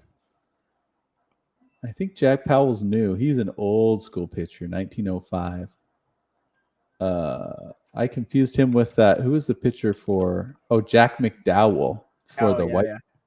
That's what I thought it was until I pasted over. I was like, wait, that's not Jack McDowell. Okay, Bobby Veach, I think, making his league debut. Yeah. Oh, and Luis Castillo out here. Actually, he played in the other games. Or maybe he didn't. I don't know. Okay, here we go. Man, Desperados. God, they're swinging. That's a good line. Jorge Posada, 2 for 4, 2 walks and a solo homer. They're swinging. Sisler, 3 for 4, no surprise with 2 RBIs. Eddie Collins, another stolen base. Bobby Veach with an RBI, stolen base in his first game. Chuck Klein, 3 for 5, 3 runs, 2-run homer. He kind of takes the Masters of the Diamond approach with the old school hitters, except he has a few newer school sprinkled in, but yeah, there's guys that put up like even with a 289 batting average is really good counting stats. Yep. Okay, Sam, here we go.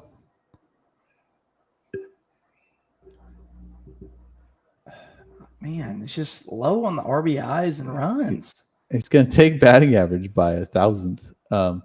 But look at Adrian Gonzalez, 0 for 0 with 3 walks and a run. That's my dude right there. Moises Alou, 3 for 3 with a walk. Yeah, I don't know. Ichiro 0 for 4, uncharacteristic. So hits will go to Desperados as well as runs, home runs, RBI, walks to Mendoza, stone bases to Desperados, strikeouts to Mendoza. Batting average, 5-3. He's brought it back a little bit. I mean, Guidry's going to have to really shine. Yep. He's taking on Jack Powell, old school pitcher. First look at him. Oh, he gets touched up. Okay. But, 5 man, look at2/3. Mark is the -3 right there. Melanson, yeah. 3 strikeouts in 1 inning. It's a good He doesn't fit. get the in row because there must have been an unearned run. Okay. Well, this makes things interesting. It's all up to Guidry and Gagne, the G branch. Another -3 FIP. And another bad Guidry starting was pitching bad. performance. Jeez. That's actually very similar to the other pitcher. Look at these freaking triads, man. Okay, here's where I'm struggling. 6.76 ERA, 2.1 WHIP, and he had a 2.1 FIP. What? He was good about not taking it out of the hands of his fielders, I guess. Golly. Let's see. This It's so nuts. Oh, it That's a became sweep. close. That's a sweep. But it is a sweep. Sam, I'm sorry, bud. Golly. You're going to have to give a pep talk to your team this week. They just got rolled over by the Old Dominion Desperados. Wow. They're going to start out tied for first. A new team. Getting the sweep. Wow. Well, congratulations, Kyle, right? Yep. Kyle, congratulations. Sweet, man. Listen, we went a span of a couple of weeks last year where we didn't have one sweep, and we have 3 today. It's true. Yeah, that is very unusual. Today, Maybe it's a spread out of talent that's some get hot one week. It's just I don't know. This next game is one manager that took a hiatus in season 2 has come back for season 3. So some of you will know him, some of you will not. John Stonebarger. Jonathan Stonebarger, your favorite drafting manager. Taking on one of the biggest surprise teams last year, which became, I think he finished second in league standings in the regular season, the Quazy Quakers. He turned it on. Yeah. It was, no one saw it coming, but it was he was a tidal wave at the end. You know what else I didn't see coming either was just kind of trying to evaluate the managers that we had. This year in the draft commentary, he's a very active guy. Yeah. Last year, Mark's all over it. active. Yeah. Yeah. Well, he did say, this was last year. This was By far the greatest fantasy sports experience he'd ever had. So I think now that he kind of knew what was coming and what it was all about, yeah, he was pumped about it. So love to see the energy. It's awesome. He's got, let's see, Lou Gehrig. Well, here goes nothing. John's on the broadcast. Hey, my John. man. He's got Tim McCarver making his league debut. Tim McCarver, obviously most people know him from his broadcasting, but he was a catcher back in the day. Enos Slater making his league debut. I always liked him because of his name. Slaughter. Yeah, Slaughter. Nolan Ryan and Kenley Jansen versus Phil Necro and Troy Percival. All right. Quazy Quakers, what do you got for us here, Mark? Ooh. Intriguing. That's not terrible. Garrick getting it done, 3 for 5, two runs walk, 2-run homer, and Manny Machado with a grand slam. Yeah, it's okay. Stolen base from Jimmy Rollins, and from Lou Gehrig. Okay, John. There's some opportunity here. I see a lot of zeros here. Yeah, it's low in home runs. Torrey Hunter, 3 for 4, 2 runs. Matt Holliday, 2 for 3, 2 walks. Aparicio with 2 RBIs and a stolen base. So they'll tie in hits. Quakers takes runs, home run, RBIs. They tie in walks. Quakers take stolen bases, strikeouts. Ooh. Batting average goes to John. 5-1. But you know what? Nolan Ryan, biggest wild card in this league, is he not? Oh, you know my thoughts. Especially with FIP taking walks into account. It's yeah. I don't know. John says womp womp. Well, we'll see. Okay, 1974, Nolan Ryan versus 2016 Kenley Jansen. He was good. Here we go. Oh, we get a pretty good. He gets the trifecta. Stat line. Okay, that's a good stat line. Nolan Ryan, 9 innings, 3 earned runs. He did walk 5, but he struck out 9. That helps. Kenley scoreless inning with the save. Yeah, that's really good. And with a 5-1 lead, it'll be tough for John. Phil Necro had a very long career, so you could get old Necro, you could get young Necro, who knows? Troy Percival, solid. Oh, well, Necro pitched a great game. 8 innings, 2 runs. Did get the win, though. Percival gets the save. Not bad at all, actually. So I don't know, but he's got some distance to cover. Get Max wins. They're just perfect. No, wait. Now Nolan wants to be okay. Oh, there we go. Yeah. You know what? Quakers are going to hold on this one. John took some categories in pitching, but not quite enough. Yeah. There you go with the flipped FIP and ERA whip again there, Ben. I can't.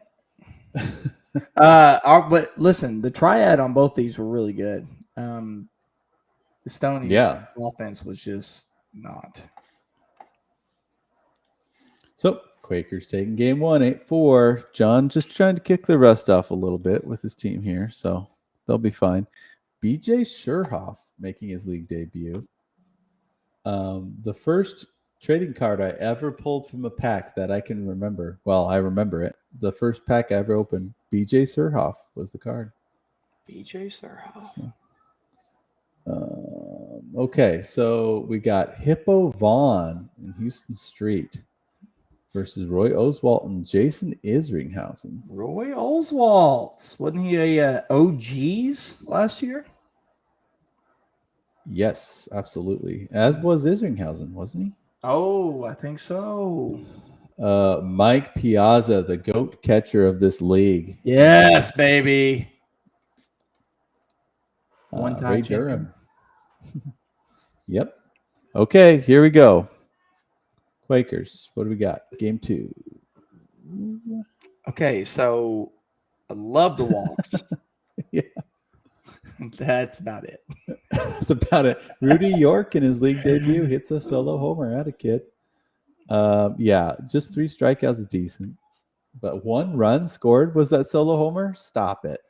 You got on between 6 hits and 9 walks. They got on 14 times and they scored 1 run. Oh. Okay, here we go. Most homers in the MATL goes to Mike Piazza as Max. Is he leading it right now? Yep. And okay, here we go. I was called crazy for drafting him too. Oh my goodness! By me. 5. The pressure on Piazza 0 for 5 with 3 strikeouts. Jose Ramirez 0 for 4 with a strikeout. Look at Luke Rock 0 for 4 with 3 strikeouts. His studs. Listen to me, John. If you've never done listen to me at all in fantasy, try to trade Piazza for Kiki, and I promise you're going to win this entire league. Look at right now his stud players. Tony Gwynn, 0 for 4 strikeout. Lou Brock, 0 for 4, 3 strikeouts. Jose Ramirez, 0 for 4 strikeout. Mike Piazza, 0 for 5, 3 strikeouts. Isn't this why you traded Jose Ramirez in fantasy? Yes, because you're either going to get an amazing game from him or you're going to get a bunch of bad games.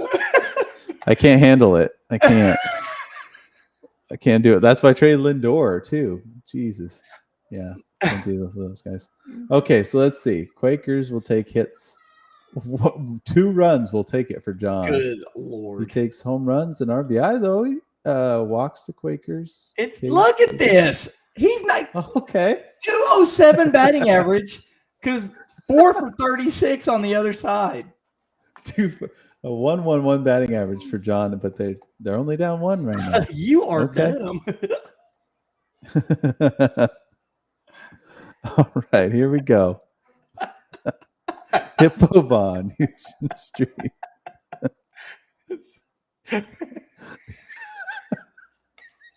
Hippo. Oh no. Hippo with a hippo inflated ERA. Look at this. Yeah. Wow. Street had a good inning, but he did not get a save. I like Street. Well, John's got a real chance here after Hippo gives up 6 earned runs on 2 homers. He got the win though. Look at that. 6 earned runs. He got the win. All right. Zoom in. Slugfest. Oh, thank you. Slugfest back there in 1921. Not. All right. Oswald and Isringhausen. They have a chance to grab it. Come on, Jonathan. Okay. I think that'll do it. That's got to do it. Quality start, 7 innings, 2 earned runs for Oswald, 7 strikeouts. Isringhausen, scoreless inning, 3 Ks. And a save. So wins will go to Quakers. Quality starts to John and saves. IS tied Ks to John. ERA. Whip. And then, wow. Still a close battle, though. But John. There you go. His first win in 2 years. Yeah, right. With context. With context. Yeah. He did not go winless. Well, he went winless, but he did not. Newcomers were like, my Lord, he didn't win 1 matchup last year. Took his hiatus. All right. Well, we got 1-1 going into the rubber match. Here we go. Can't complain there. We have Nap Lajoie's in here. Bob Musel making his league debut. We already saw his brother, Irish Musel. Or Musel? Mutual. Wait, who? Okay. Oh, you're talking about. It's SEL. You remember us.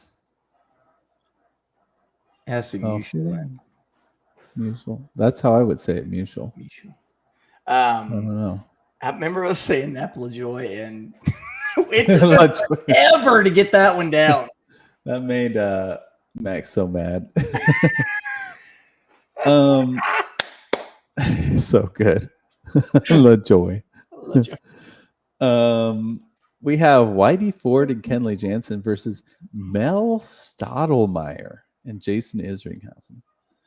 That must be between Stottlemyre and Isringhausen, those last names. The longest combination of last names in league history. Somebody should have drafted Salta Lamacchia. This is ridiculous. Yeah, there you go. I was thinking Mark Grizzolonic. I looked at his stats, but I was like, oh no one should want him. You're right. No offense, Mark, if you ever watched this. He's on here right now. He's been banned for 2 years. I'm sorry. Do you know Jared Weaver? Can you talk to him for us? Great. All right. Okay, here we go. Rubber match. Quakers, what do we got? Ooh. Good line. 10 hits, 3 walks. Ooh. Look at Lajoie, man. Look at LaJoy. Oh, my gosh. 2 runs, 4 RBI, and a stolen base. Harlan Clift with a stolen base. Joe Carter, solo home run. 2. Why is it that all of Christine's old players are doing well? Right. Oklahoma boy, Joe Carter. That's right. Rudy York. Maybe he'll be a revelation this year. 1 for 3 with a 2-run homer. Okay, looking pretty decent. John, we'll see what you got in response. Oh, boy. Lots of zeros. Well, hey, 2 home runs, though. A couple homers, yeah. No stolen Troy base. Come Gloss. on, Ray Durham. What are you even there for? Exactly. Gloss with a solo homer. Caminetti hit a 2-run bomb. Durham did go 3 for 5, yeah, but didn't steal a base. Okay. Quakers take hits. John takes runs. They tie in homers. Quakers take RBI. They tie in walks. Quakers take stolen bases. They tie in strike. Okay. John's got an uphill battle. Yep. And with Whitey Ford and Kenley Jansen, that's a good combo. 1963, the chairman of the board, Whitey Ford. Oh, Yep. wow. Look at this line. -1 FIP for Kenley. Complete game, 1 run for Whitey Ford. Win in the quality start. Kenley gets the save, a scoreless inning with 2 strikeouts. Well, John, you're going to have to Mel Stottlemyre. I don't know if he ever had a game that good in his career. Yeah, oh, Mel. What you got for us? Perfect game, maybe? Let's see. Mel and Isringhausen. All right. Well, next matchup will be This one's going to the Quakers, Mark. Nothing to worry about. 4 in runs and 5.66. Isringhausen gave up a run as well. So, is he going to sweep the pitching categories? oh my goodness. He is. Is that the first sweep of either side? I think that's the first This sweep of either year. side. Yeah. For sure. 8-0. Oh, wow. This is the 12-1. biggest blowout of the week so far of the year. 12-1. Well, sorry, John. He says Big L. Yes. Yeah. Well, you took 1 out of 3. Mark's team was Incredible. just bulldozed everyone last year, especially second half. That's what he does, man. He flies under the radar. He's pretty stinking good. Congratulations, Mark. Well done. Welcome back into the game, John. We're excited to have you here. We have come down to our final matchup of week 1. Here we go. And it is a new guy versus a returning manager. It is Team Max Virnig's dad. Yes. Run by Tyler Bradley versus, it's Ryland's team. We love to hear you say it. $sign hitMachine, baby. Let's go. Let's go. $sign hitMachine. Ryland, and he is out for blood this year because he felt like he got royally screwed in the playoff race last year. Thought his team should have absolutely been in it, but they didn't quite make it. All right. This is exciting. So we'll see. But I got to tell you, Tyler's team looks pretty good. He drafted it pretty good for a new player. New manager, which actually a lot of the new managers did really good. So, I do have their 162s. He's batting. Max Vernig's dad is a 293 batting average with a 3.3 ERA. Ooh, that's good. It's not bad. And then on this side, what am I looking for? Ryland. There it is. First one I pulled, 287 batting average with a 2.64 ERA. Ooh, he stacked the pitching. I know he got a bunch of old school pitchers. So I'm excited to see. We got Lefty Grove and David Robertson versus Doc White and Billy Wagner. What a matchup. Let's see.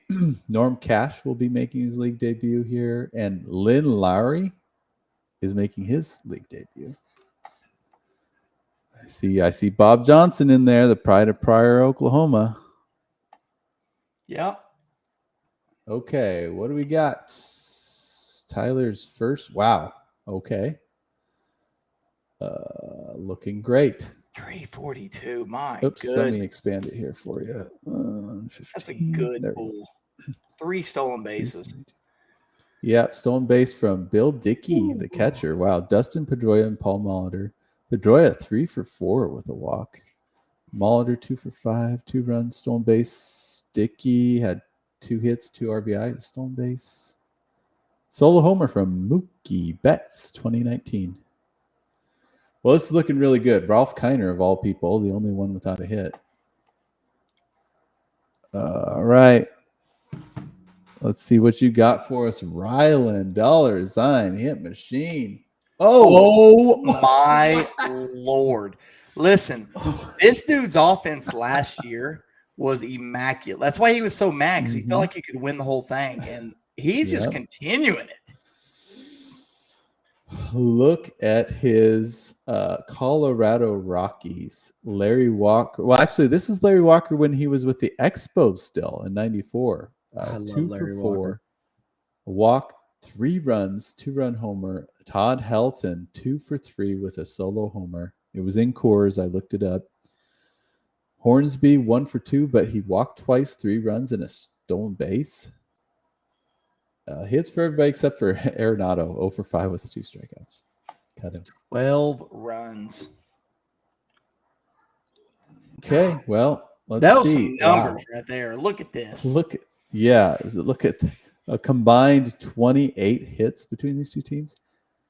Let's see. Ryland takes hits, runs, homers, RBI. Wow, walks, stolen bases to MVD. K's as well, and batting average goes to that's just dollar sign. unlucky as everything from Max Vernon's dad. Yeah, with a line like that and to be down 6-2, that's tough. Well, he's got Lefty Grove coming up here. He is no slouch. Trying to say his team name is so funny. I know. It's a mouthful. MVD. MVD. So it's Lefty Grove, David Robertson. Here we go. Ooh. Whip's not great, but everything else is. Yes, he gets a win. Quality start. 9 innings, 1 run, 6 walks. Oh, that's for the whip. 9 strikeouts. Lefty Grove was great. David Robertson, scoreless inning. No save, though. That's where, with him, he's been a middle reliever a lot of his career. Setup man, I should say. But he's some saves in there. Yeah. There he is. 342 bag average and lose. Yep. Well, this is a good pitching line, though. If Doc White and Billy Wagner falter at all, you could have a good chance. Catch some categories back. Doc White, 1902, nearly as far back as we can go. Here we go. Wow. Oh. Wow. Oh. Give the trophy to dollar sign hit machine. My goodness. 2-hitter with 1 run given up for Doc White. Billy Wagner was great. He got a save in a scoreless inning. So they tied in wins, tied in quality starts, saves to Ryland, tied in IIS. K's go to Max Vernig's dad. They tied with a .9 ERA. Whip 0.6. Stop it. Oh, my. Well, that wasn't even that close. Golly. How is it? They both just pitched incredible stat lines, and they hit incredible stat lines. And either of these teams would have won like 9 out of 10 games. They're sitting there going, "Are you kidding me?" With these lines. Put me in another matchup, and I'm going sweepies. Well, Tyler, very unlucky, especially at 8-4 to lose 8-4, even with those lines. So, on to game 2. Ryland flexing, man. Flexing. Like I said, he has a chip on his shoulder this year. Yeah.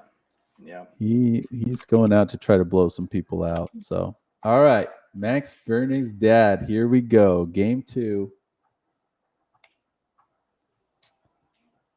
Another good line. That's a good line. It's pretty good. 7 RBI, 314 batting average. Yeah, the grand slam. Look at Bill Dickey, 4 for 4 with home run, 4 RBIs.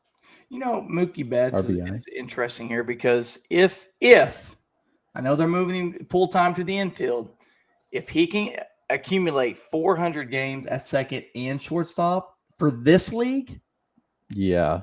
he might He's be a- a first round pick. He might be. He might be.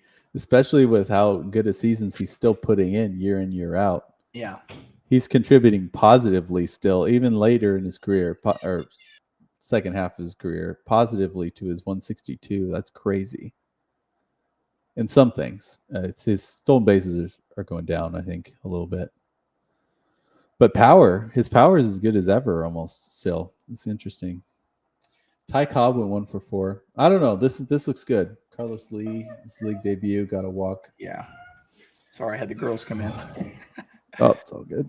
All right, $ hit machine. What can you do with the bats? Can you stay hot? Mickey Tettleton. Mickey Tettleton. Oh, What a 344 average, though. What? He's matching What? him in category. Oh my gosh. Larry Walker and Todd Helton. Walker 3 for 4, solo homer and a stolen base. Todd Helton 3 for 4 with a walk and an RBI. Is he going to be in the lead again? Probably with these stats. Let's see.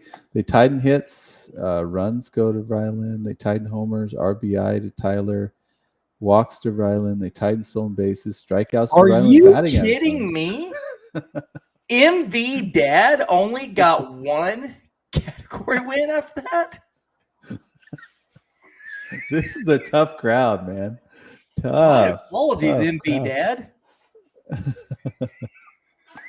Well, so he has Garrett Cole and Todd Worrell going. Like Garrett Cole, though.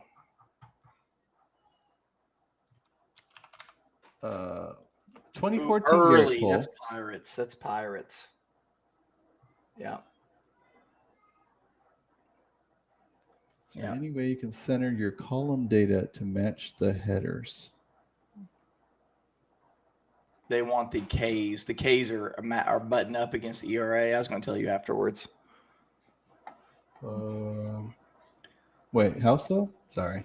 Yeah, see how the 0 matches up with like batting average and ERA and stuff. I'd say on the final down at the bottom. See how it was the Ks. Travis had mentioned it to me earlier, but the Ks butt up against. It looks like 60.314 down there on Max Dad. Oh, I see. They're wanting that centered up. I was just gonna tell you afterwards Because it's right justified. Is that what you're saying? Yeah, it just looks when they're watching on their phones and stuff. It probably looks like it's all that whole number is one than. You mean like this? Yeah, that's what they want. Okay. Yeah. I'll change the. Yeah, that looks way better. Okay, good call. I'll change that on the template so next year or next week it'll all be changed. All be better. That's a good call. Okay. All right. Garrett Cole, 2014. He was pretty good then, right? Wasn't he on the Pirates back then? He was the Pirates. He had a 3.65 ERA that year, so not great, but he's a 23-year-old. Oh, wow. Okay. And Todd Worrell, who knows? So, all right, here we go. Down 4-1. Cole Worrell. Good game, though. Yeah, good game. Quality start win. 3 runs in 8 innings. He gave up a homer. Struck out 7. Worrell, scoreless inning. Yeah, he did well. No save.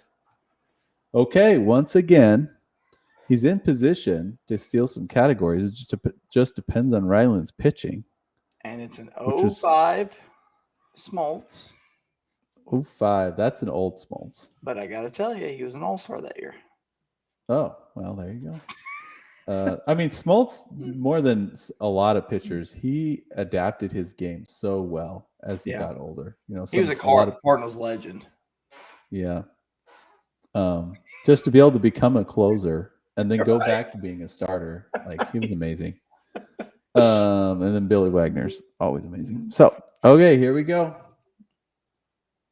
Oh my! This is a very similar line. Win, quality start, 8 innings. These teams are so even, it seems like. Jeez, Billy Wagner gets a save, though. That'll make a difference, I think.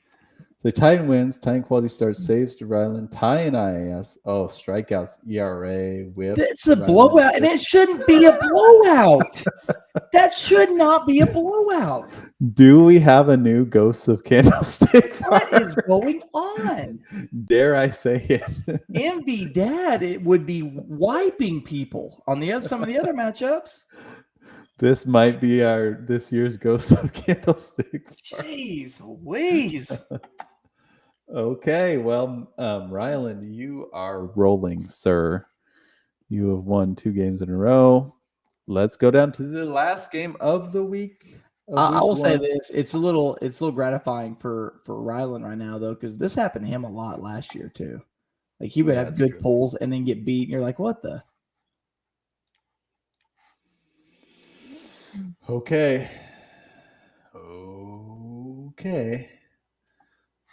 Here we go. Kent Herbeck with his league debut. Walker Cooper, Eric Chavez, Daniel Merck. This is like kind of doing the Travis thing, and a lot of new guys. Larry Doby, Rafael Furcal. Well, he was here last year, but Morgan hardly used him.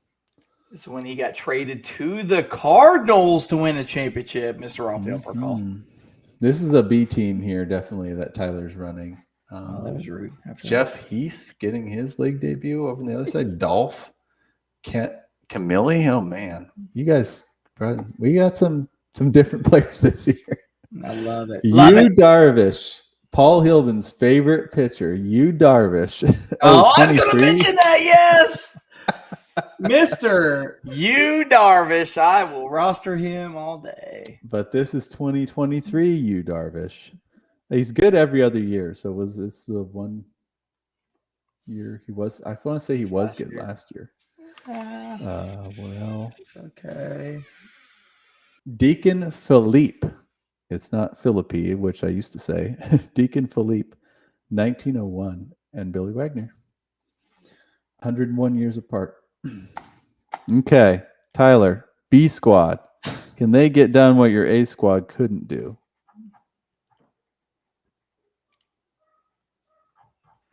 Oh, look at that 323 batting. Again, I'm going to sit here and say it. It's a good line, but I bet Ryland has a 333 with 3 walks, 3 home runs. Look at his for call 2 for 5 with a 2-run bomb, and then Dave Justice also hit a 2-run homer. Walker Cooper in his debut, 3 for 4, 2 runs, 2 RBI. That's great out of the catcher position. Walker Cooper. Okay, well, yeah. Here we go. I already know. Just go ahead and rip our hearts out. Go ahead. Here you go, Ryland. What do you got for us? Shocker. No. Oh, just 303. Oh, yeah, just 303. Hey, well, hey, listen. MV Dad might hold on to some here. He might. Hornsby, 2 for 3 with a 2-run homer. Pudge went 3 for 4 with a walk. Well, let's see. They tied in hits. MV Dad gets runs, home runs, RBI, walks to hitMachine, and stolen bases. Ks to MV Dad batting average. Okay. 5-2. Sorry. Okay. Now we're talking. But Darvish. 4.56 did we figure out if ERA in 2023? Oh, so that was his bad year. One of his bad years. Well, we'll see. We'll see what happens. This is June. Maybe the nice warm air, summer air was good for his arm. No. Here we go. Oh, God bless America. This is crazy. Yikes. Well, Todd Worrell, bless his heart, 3 scoreless innings. So that makes it that makes the whip and ERA a little better, but 5-2 lead. Will this hold up? Listen, they should have just kept pitching Todd. He might got a quality start before you know it. Max asked what happened in game 2. He said it was on the phone. Max, basically, they had each had the 2 best games of the week, and Ryland took it 8-2. Okay, well, it all comes down to Deacon Philippe and Billy. Can they pull it? There's a definite opening here. Okay, here we go. Oh, that probably has done it. Wow. He's 1 run, 1 walk, 6 strikeouts. Billy You Wagner have scores. got to be kidding me. So Ryland takes quality starts, saves, does not get oh, wow. You have got to be kidding me. Oh my. Ryland, you dirty dog. Takes the sweep in week 1. Well, welcome to the league, Tyler. Welcome to the league. It'll tear your heart out. These guys, you got to be perfect sometimes. That's crazy. His offense is going to rank top 5 probably. So dollar far, sign mashed. Dollar sign mashed. What Max said. Did Leap sweep too?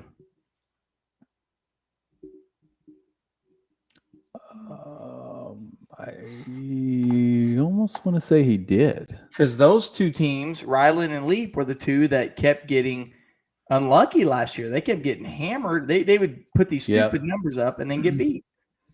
Well, it's they've made some key adjustments, turning over a new page this year. So, yeah, that's what we got. 2-7 today. The Portland boys are not representing.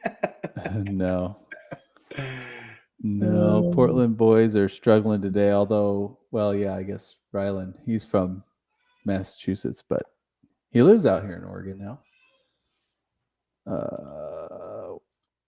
Oops. Oh, there we go. There we are. Oh, where did you go? That was weird. Oh, okay. Well, we don't have we done real-time standings update yet or no? We have not. No, we didn't. Okay. We have not. We'll get that going. Yeah, we'll have to get the standings going. But what a week 1. I don't know why. Man, couple sweeps, couple surprises.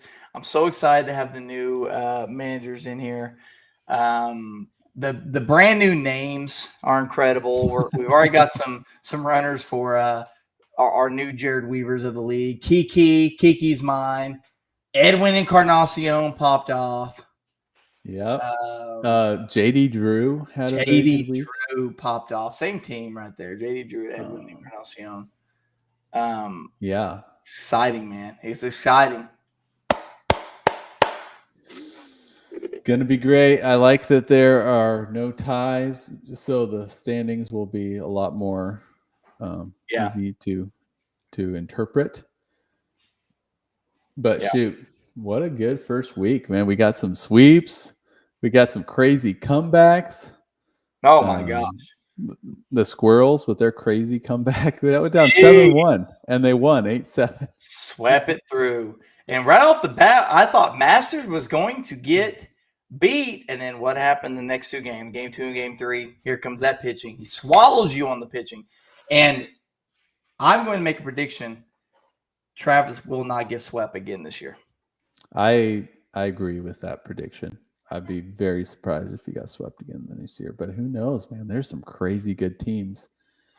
Let's see, which side is he? Oh, I have it here. Managers. I'll be right back. Let's see. Travis is on the National League.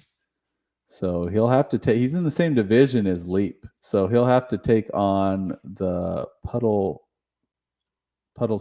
Webfeet twice this year. So that's going to be tough.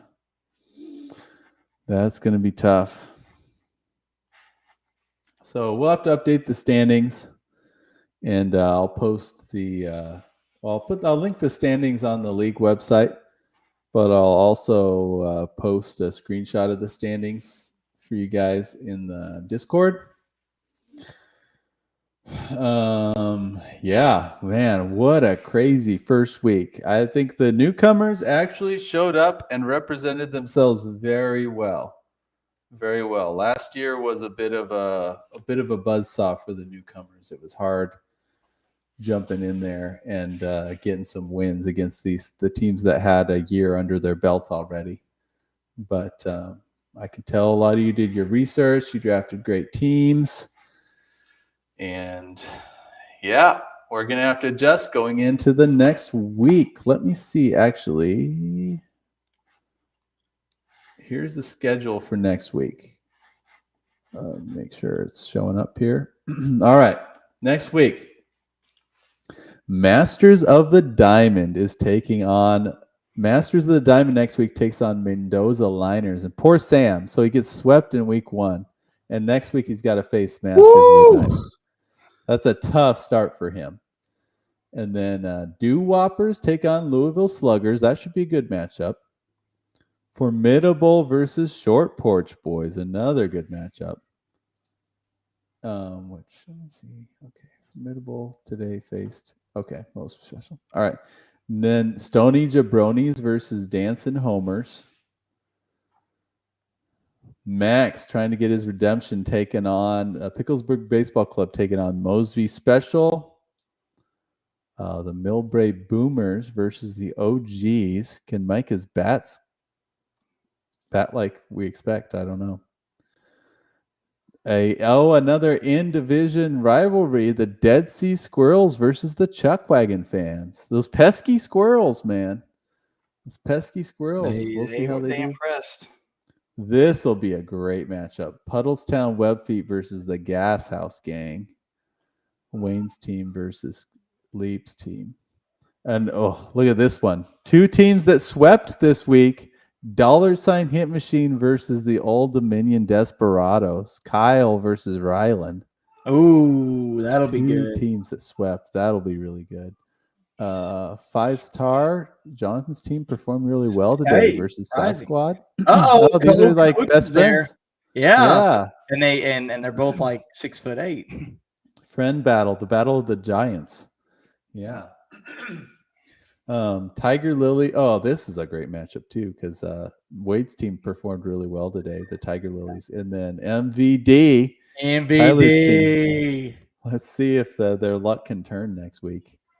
And shoot, there's a lot of good matchups. Pine Tar Bandits versus the Quazy Quakers. What a fun year.